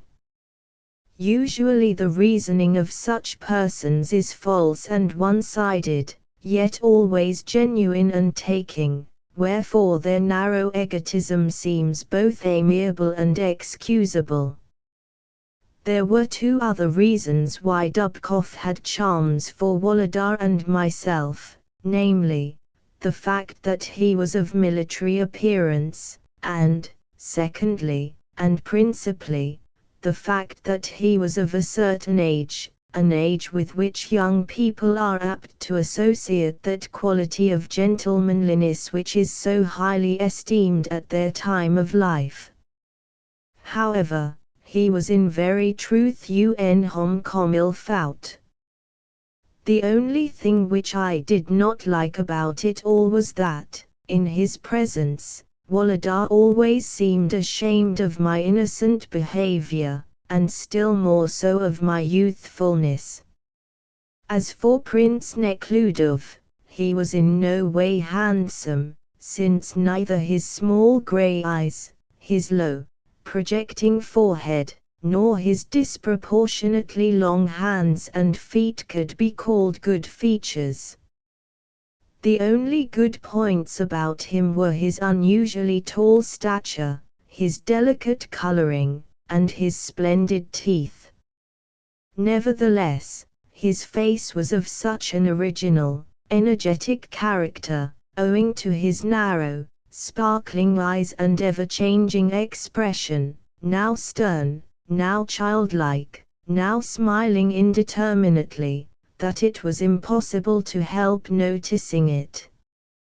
As a rule he was very shy, and would blush to the ears at the smallest trifle, but it was a shyness altogether different from mine, seeing that, the more he blushed, the more determined looking he grew, as though he were vexed at his own weakness. Although he was on very good terms with Wolodar and Dubkoff, it was clearly chance which had united them thus, since their tastes were entirely dissimilar. Wolodar and Dubkoff seemed to be afraid of anything like serious consideration or emotion, whereas Nekhludoff was beyond all things an enthusiast, and would often, despite their sarcastic remarks, plunge into dissertations on philosophical matters or matters of feeling. Again, the two former liked talking about the fair objects of their adoration. These were always numerous, and always shared by the friends in common, whereas Nekhludoff invariably grew annoyed when taxed with his love for a certain red-haired lady.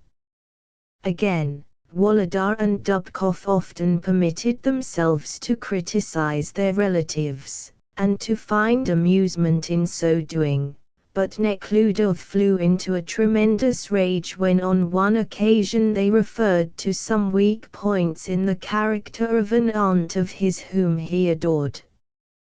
Finally, after supper Wolodar and Dubkoff would usually go off to some place whither Nekhludoff would not accompany them, wherefore they called him a dainty girl. The very first time that I ever saw Prince Nekhludoff I was struck with his exterior and conversation. Yet, though I could discern a great similarity between his disposition and my own, or perhaps it was because I could so discern it, the impression which he produced upon me at first was anything but agreeable.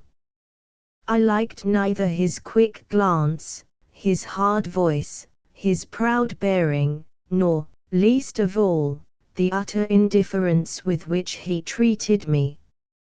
Often, when conversing, I burned to contradict him, to punish his pride by confuting him, to show him that I was clever in spite of his disdainful neglect of my presence.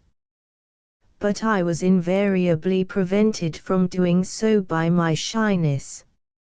XXVI discussions. Wolodar was lying reading a French novel on the sofa when I paid my usual visit to his room after my evening lessons.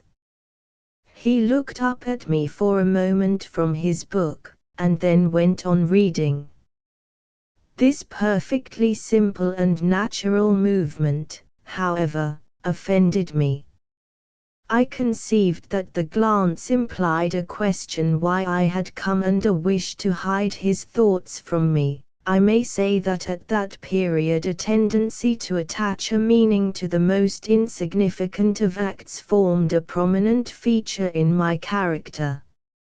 So I went to the table and also took up a book to read.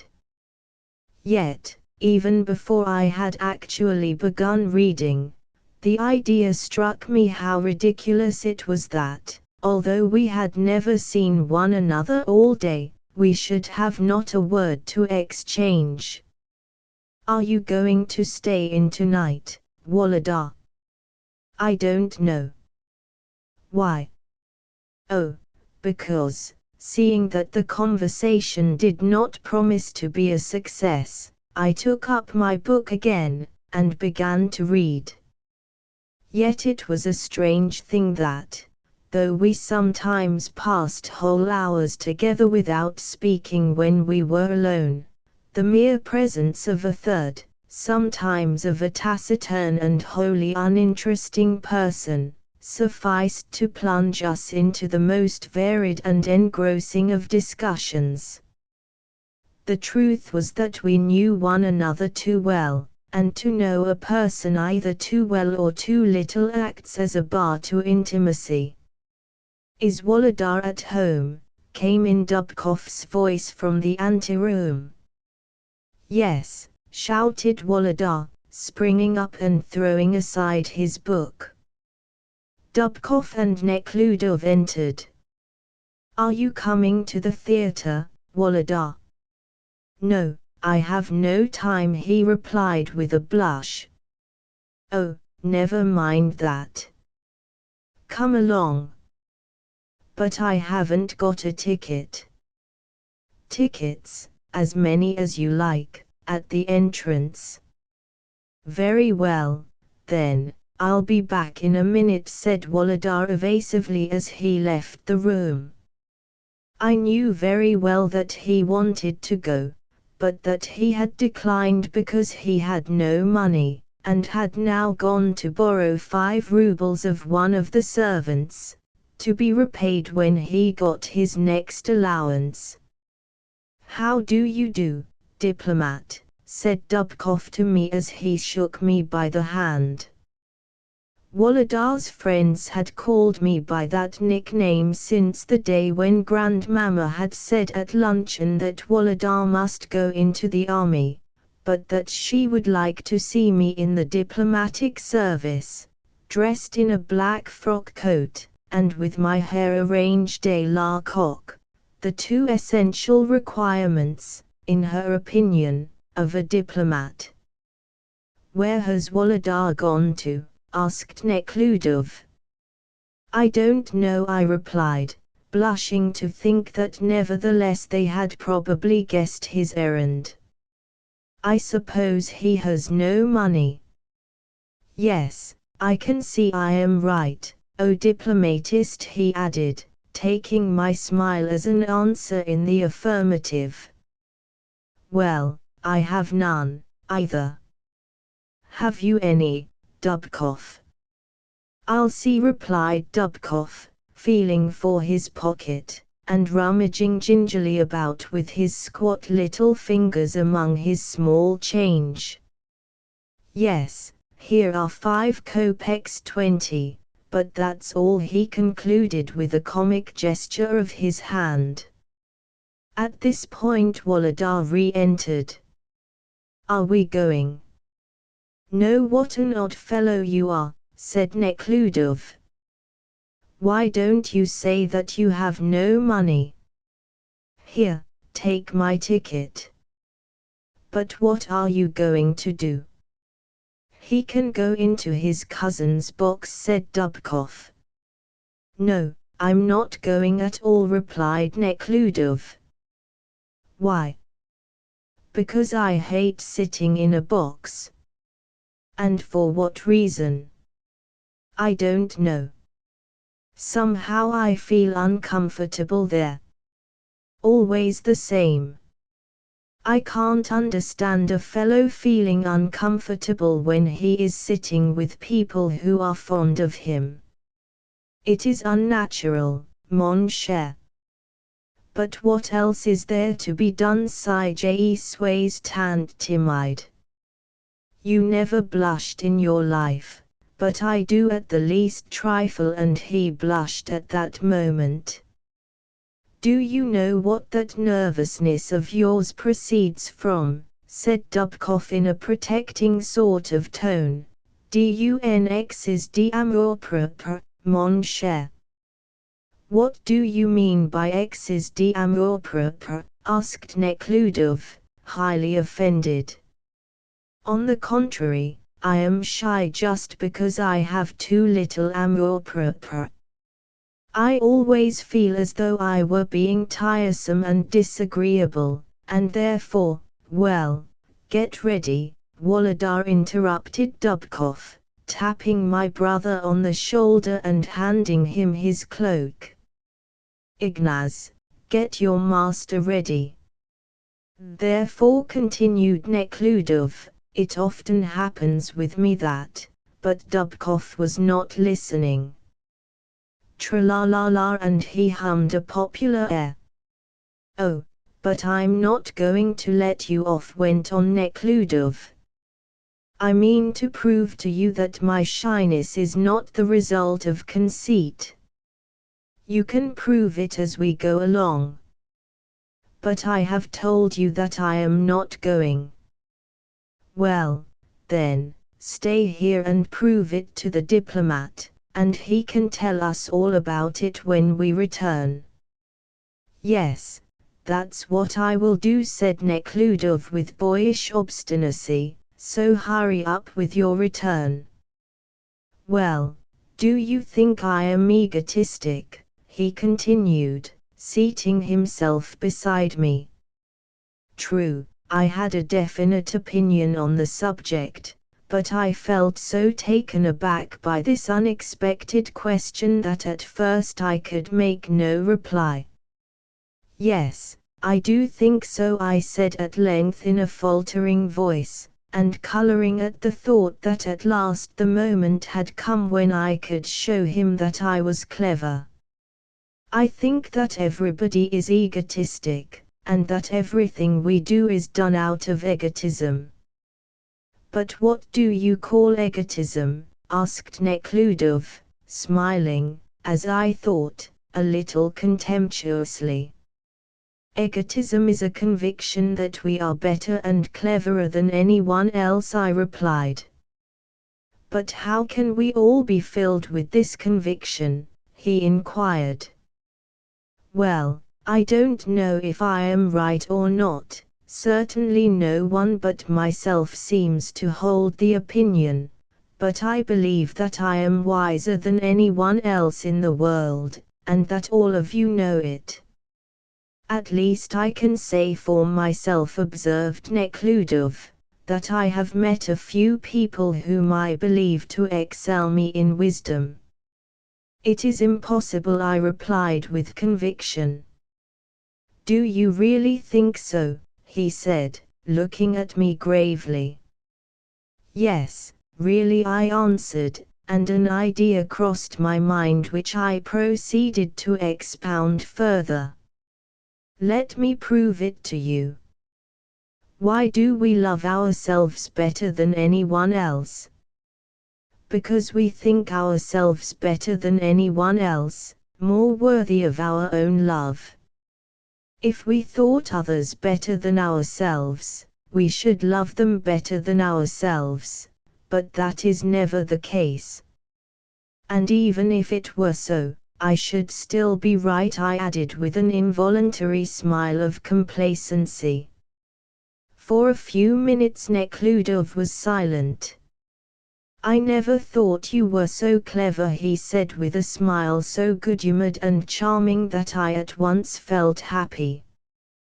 Praise exercises an all-potent influence, not only upon the feelings, but also upon the intellect, so that under the influence of that agreeable sensation I straightway felt much cleverer than before, and thoughts began to rush with extraordinary rapidity through my head.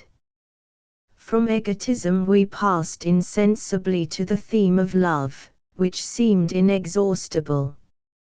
Although our reasonings might have sounded nonsensical to a listener, so vague and one-sided were they, for ourselves they had a profound significance.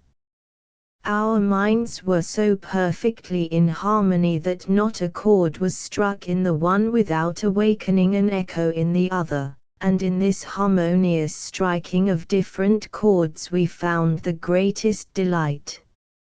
Indeed, we felt as though time and language were insufficient to express the thoughts which seethed within us.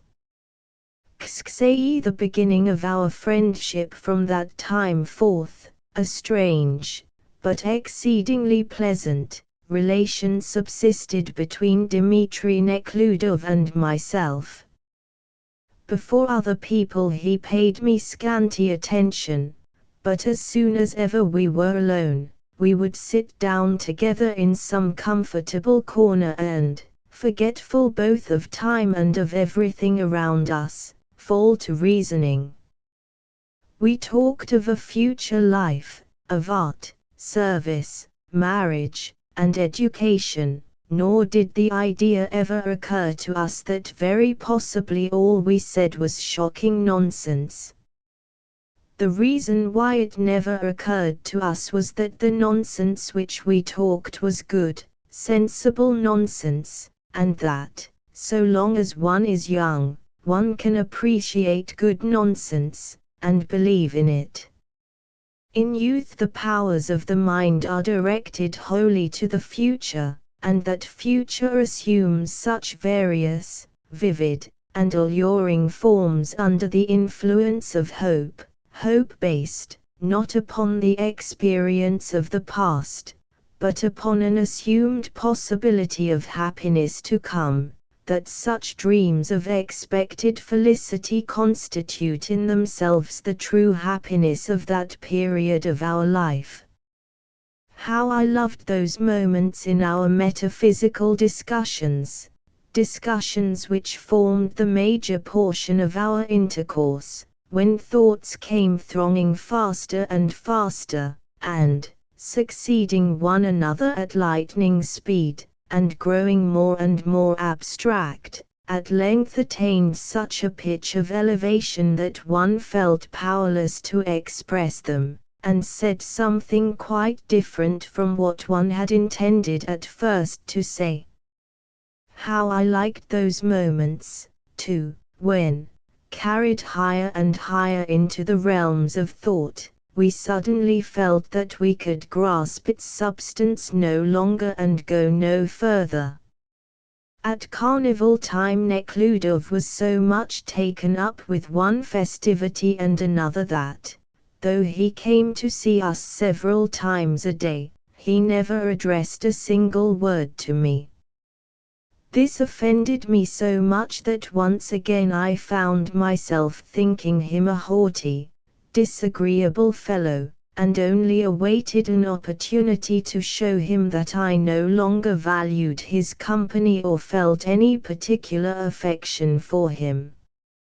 Accordingly, the first time that he spoke to me after the carnival, I said that I had lessons to do, and went upstairs. But a quarter of an hour later someone opened the schoolroom door, and Nekhludoff entered.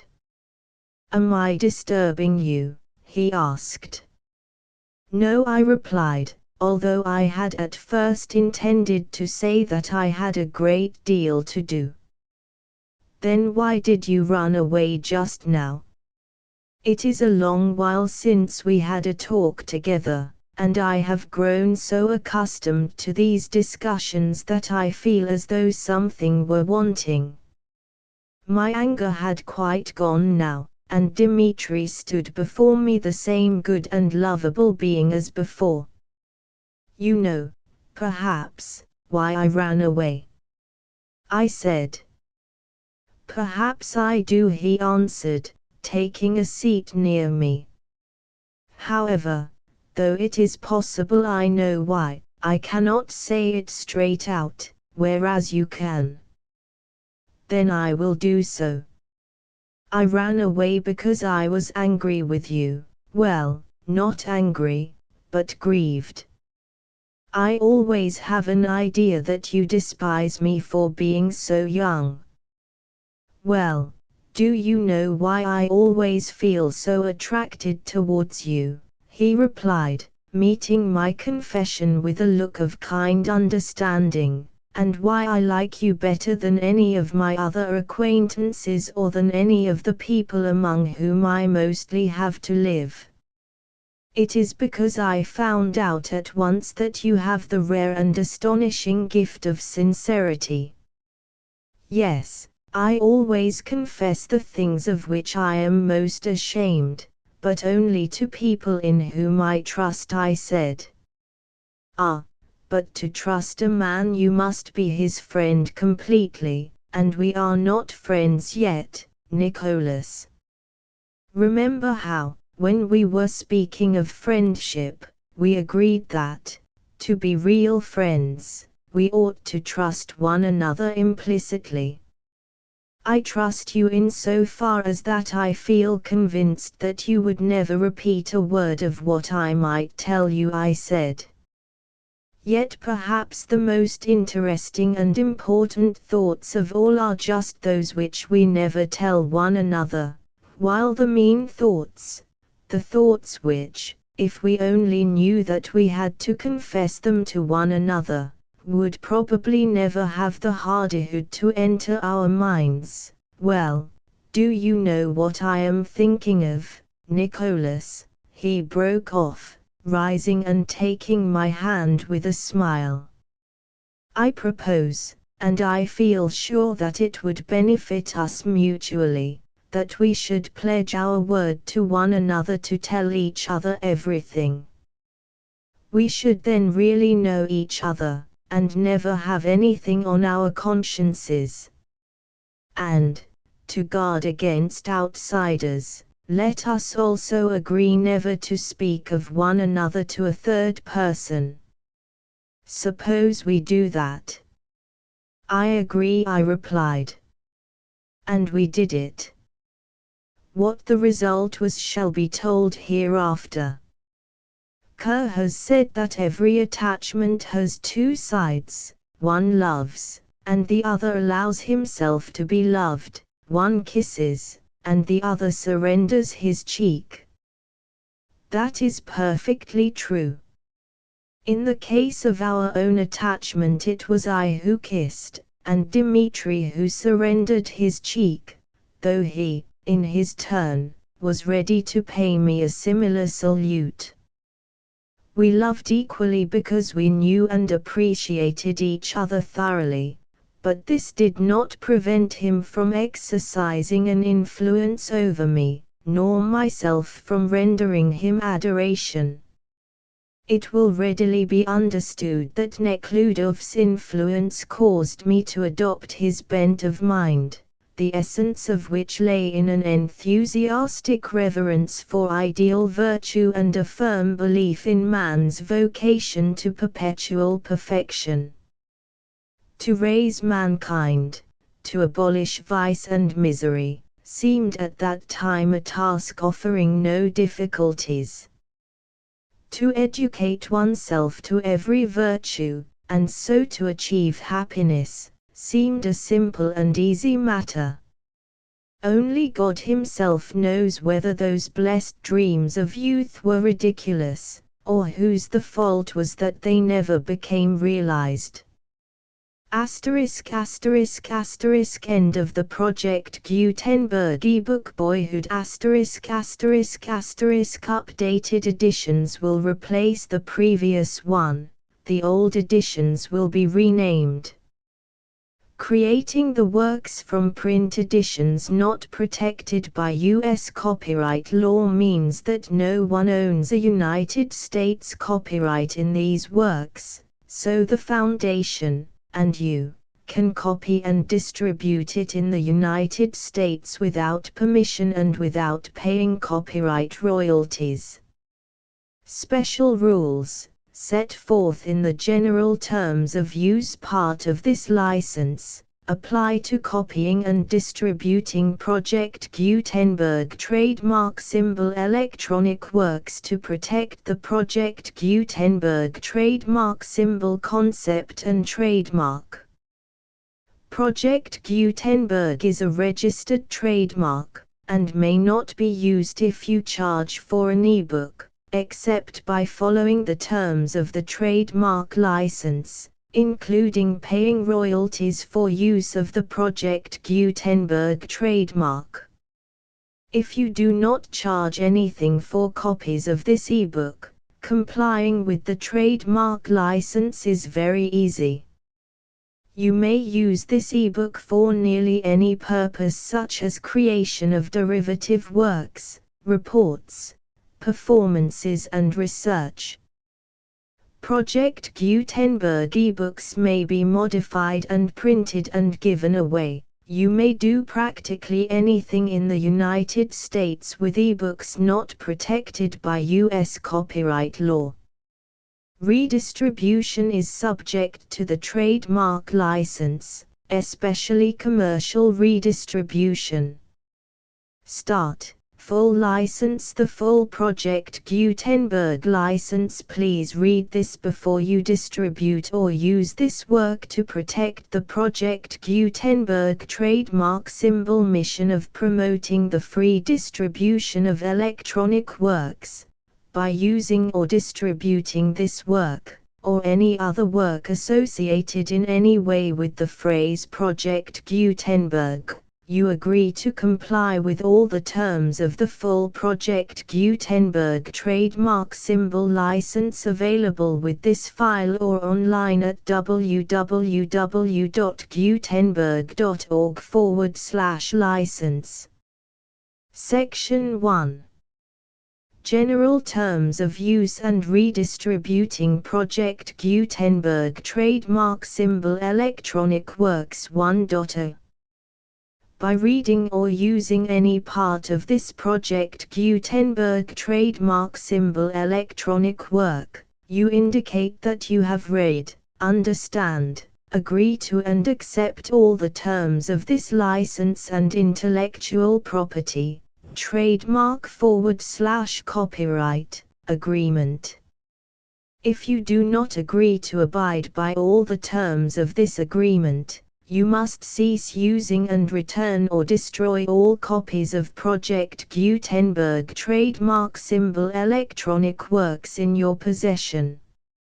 If you paid a fee for obtaining a copy of or access to a Project Gutenberg trademark symbol electronic work and you do not agree to be bound by the terms of this agreement, you may obtain a refund from the person or entity to whom you paid the fee as set forth in paragraph 1.e.8. 1.b. Project Gutenberg is a registered trademark. It may only be used on or associated in any way with an electronic work by people who agree to be bound by the terms of this agreement. There are a few things that you can do with most Project Gutenberg trademark symbol electronic works even without complying with the full terms of this agreement. See paragraph 1.c below.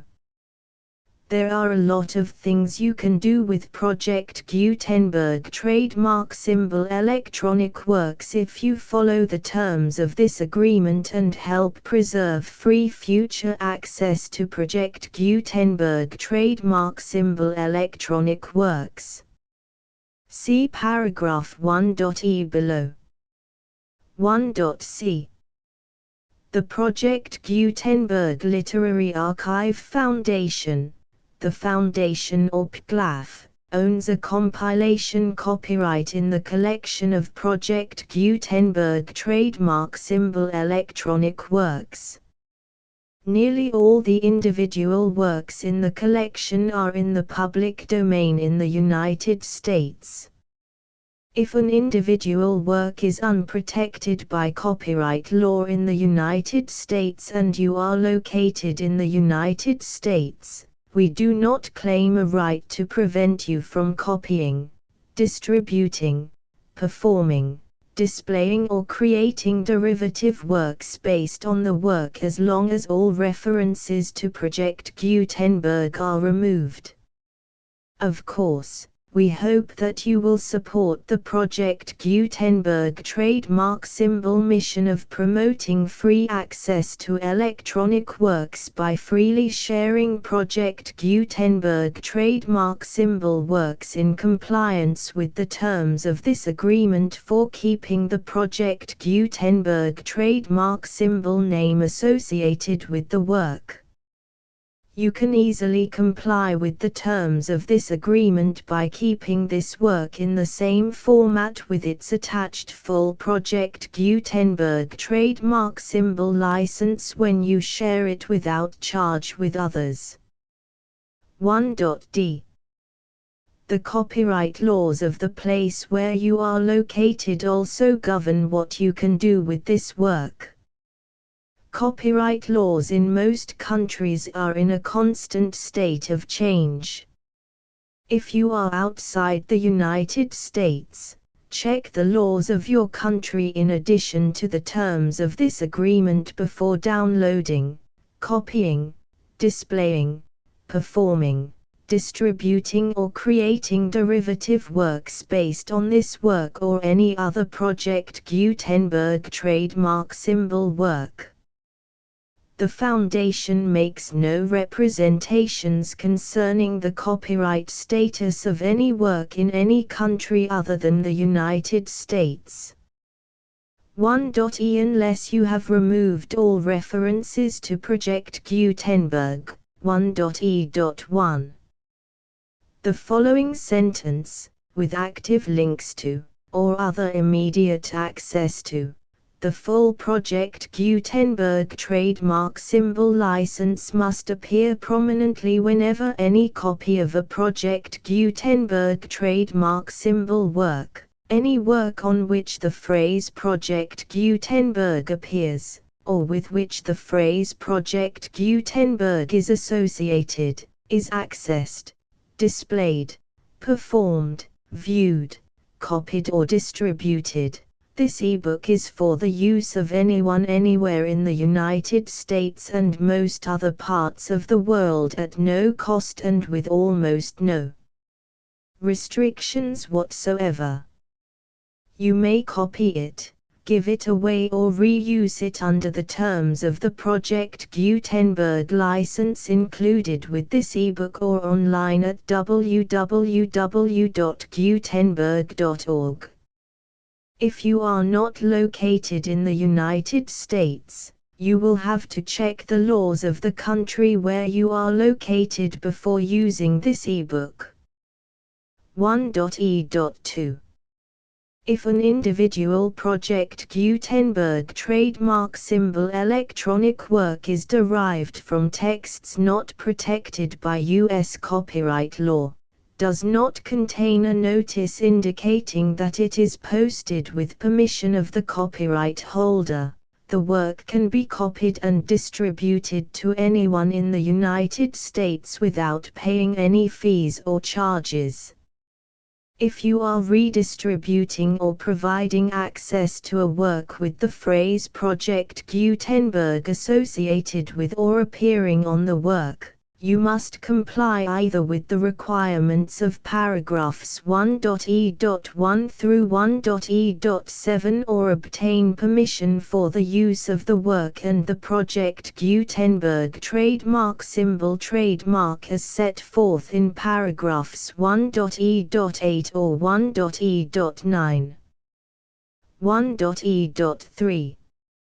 If an individual Project Gutenberg trademark symbol electronic work is posted with the permission of the copyright holder, your use and distribution must comply with both paragraphs 1.e.1 through 1.e.7 and any additional terms imposed by the copyright holder. Additional terms will be linked to the Project Gutenberg trademark symbol license for all works posted with the permission of the copyright holder found at the beginning of this work. 1.e.4. Do not unlink or detach or remove the full Project Gutenberg trademark symbol license terms from this work. or any files containing a part of this work or any other work associated with Project Gutenberg trademark symbol. 1.e.5 Do not copy, display, perform, distribute or redistribute this electronic work, or any part of this electronic work, without prominently displaying the sentence set forth in paragraph 1.e.1 with active links or immediate access to the full terms of the Project Gutenberg trademark symbol license. 1.e.6 You may convert to and distribute this work in any binary, compressed, marked up, non-proprietary or proprietary form, including any word processing or hypertext form. However, if you provide access to or distribute copies of a Project Gutenberg trademark symbol work in a format other than plain vanilla ASCII or other format used in the official version posted on the official Project Gutenberg trademark symbol website, www.gutenberg.org, you must, at no additional cost, fee or expense to the user, provide a copy, a means of exporting a copy, or a means of obtaining a copy upon request, of the work in its original plain vanilla ASCII or other form. Any alternate format must include the full Project Gutenberg trademark symbol license as specified in paragraph 1.e.1. 1.e.7 Do not charge a fee for access to, viewing, displaying, performing, copying or distributing any Project Gutenberg trademark symbol works unless you comply with paragraph 1.e.8 or 1.e.9. 1.e.8 You may charge a reasonable fee for copies of or providing access to or distributing Project Gutenberg trademark symbol electronic works provided that you pay a royalty fee of 20% of the gross profits you derive from the use of Project Gutenberg trademark symbol works calculated using the method you already use to calculate your applicable taxes. The fee is owed to the owner of the Project Gutenberg trademark symbol trademark, but he has agreed to donate royalties under this paragraph to the Project Gutenberg Literary Archive Foundation. Royalty payments must be paid within 60 days following each date on which you prepare, or are legally required to prepare, your periodic tax returns.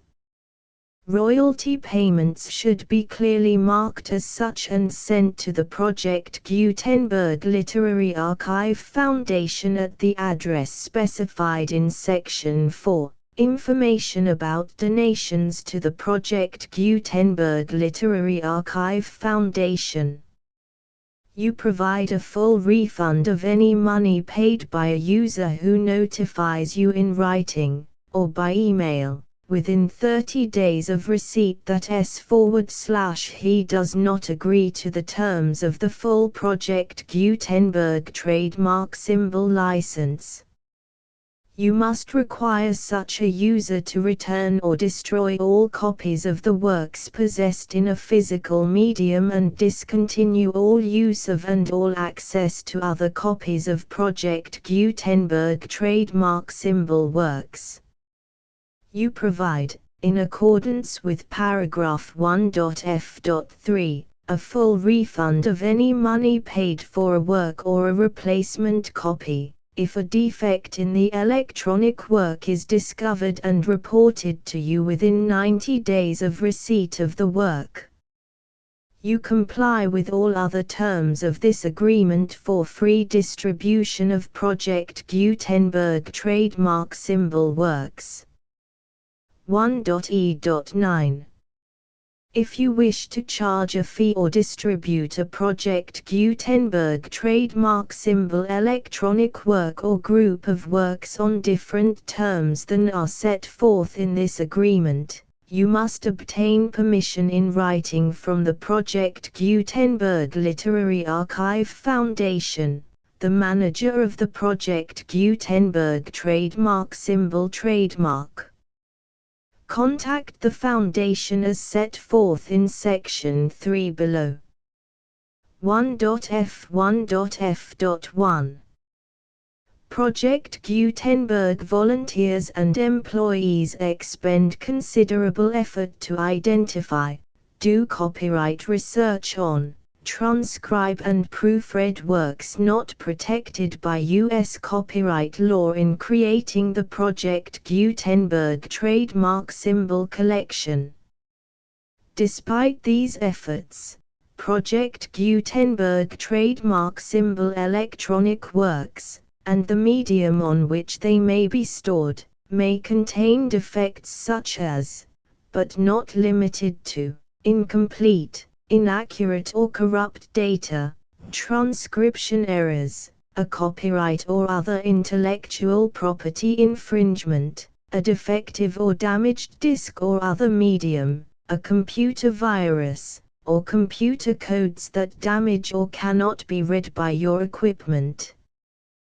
1.f.2 Limited warranty, disclaimer of damages, except for the right of replacement or refund described in paragraph 1.f.3, the Project Gutenberg Literary Archive Foundation, the owner of the Project Gutenberg trademark symbol trademark, and any other party distributing a Project Gutenberg trademark symbol electronic work under this agreement, disclaim all liability to you for damages, costs and expenses, including legal fees. You agree that you have no remedies for negligence, strict liability, breach of warranty or breach of contract except those provided in paragraph 1.f.3. You agree that the Foundation, the trademark owner, and any distributor under this agreement will not be liable to you for actual, direct, indirect, consequential, punitive or incidental damages even if you give notice of the possibility of such damage. 1.f.3 Limited right of replacement or refund. If you discover a defect in this electronic work within 90 days of receiving it, you can receive a refund of the money, if any, you paid for it by sending a written explanation to the person you received the work from. If you received the work on a physical medium, you must return the medium with your written explanation. The person or entity that provided you with the defective work may elect to provide a replacement copy in lieu of a refund.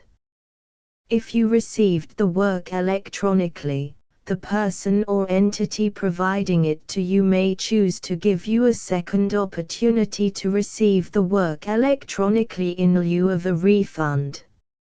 If the second copy is also defective, you may demand a refund in writing without further opportunities to fix the problem. 1.f.4 Except for the limited right of replacement or refund set forth in paragraph 1.f.3, this work is provided to you as is, with no other warranties of any kind, express or implied, including but not limited to warranties of merchantability or fitness for any purpose. 1.f.5 Some states do not allow disclaimers of certain implied warranties or the exclusion or limitation of certain types of damages.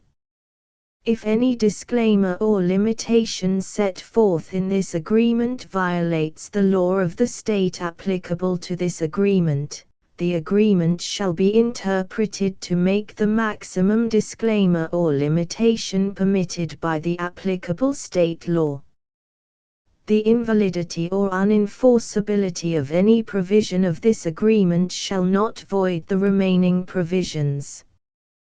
1.f.6 Indemnity. You agree to indemnify and hold the foundation, the trademark owner, any agent or employee of the foundation, anyone providing copies of Project Gutenberg trademark symbol electronic works in accordance with this agreement, and any volunteers associated with the production, promotion and distribution of Project Gutenberg trademark symbol electronic works, harmless from all liability, costs and expenses, including legal fees, that arise directly or indirectly from any of the following which you do or cause to occur.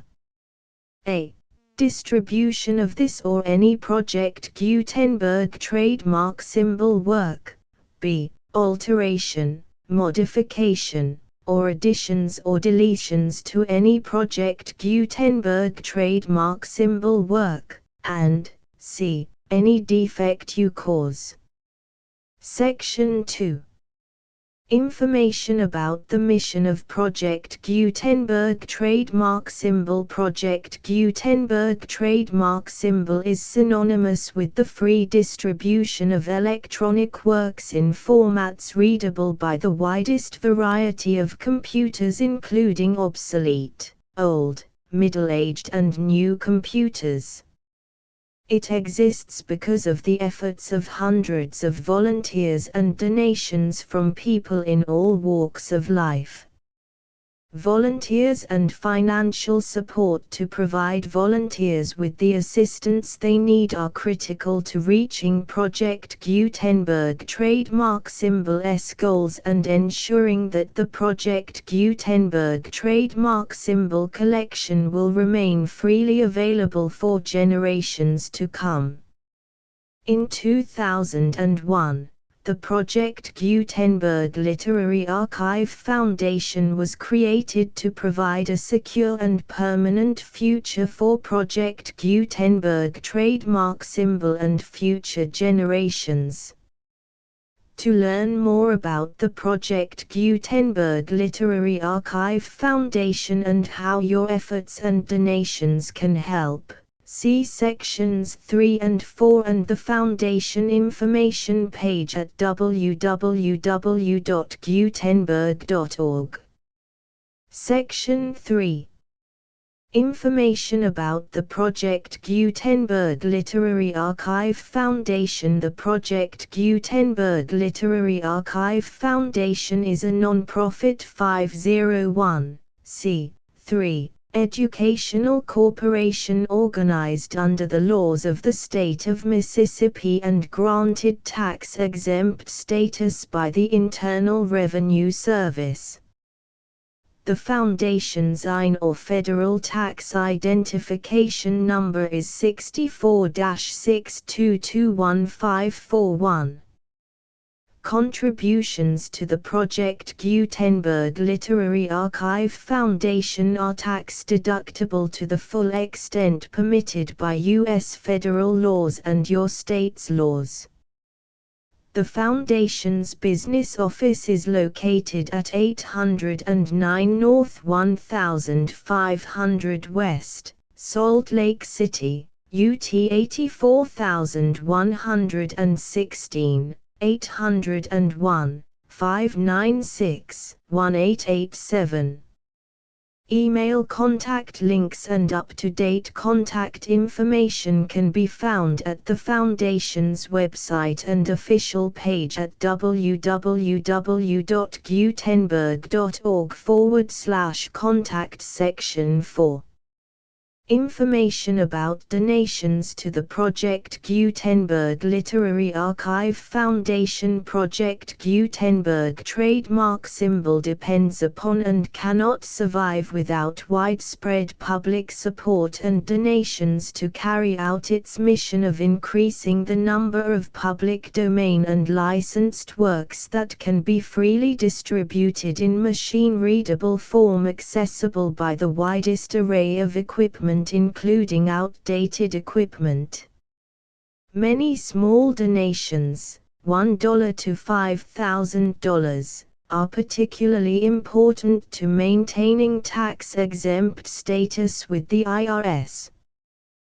The Foundation is committed to complying with the laws regulating charities and charitable donations in all 50 states of the United States.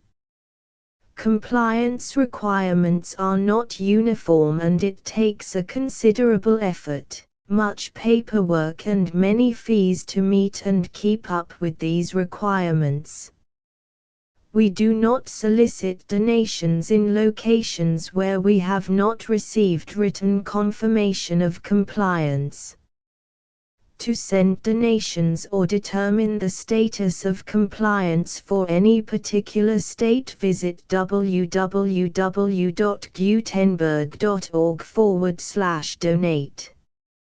While we cannot and do not solicit contributions from states where we have not met the solicitation requirements, we know of no prohibition against accepting unsolicited donations from donors in such states who approach us with offers to donate. International donations are gratefully accepted, but we cannot make any statements concerning tax treatment of donations received from outside the United States. U.S. laws alone swamp our small staff. Please check the Project Gutenberg web pages for current donation methods and addresses. Donations are accepted in a number of other ways, including checks, online payments and credit card donations. To donate, please visit www.gutenberg.org/donate. Section 5. General information about Project Gutenberg trademark symbol. Electronic Works. Professor Michael S. Hart was the originator of the Project Gutenberg trademark symbol concept of a library of electronic works that could be freely shared with anyone. For 40 years, he produced and distributed Project Gutenberg trademark symbol ebooks with only a loose network of volunteer support. Project Gutenberg trademark symbol ebooks are often created from several printed editions, all of which are confirmed as not protected by copyright in the US unless a copyright notice is included. Thus, we do not necessarily keep ebooks in compliance with any particular paper edition. Most people start at our website, which has the main PG search facility, www.gutenberg.org. This website includes information about Project Gutenberg trademark symbol, including how to make donations to the Project Gutenberg Literary Archive Foundation, how to help produce our new ebooks, and how to subscribe to our email newsletter to hear about new ebooks.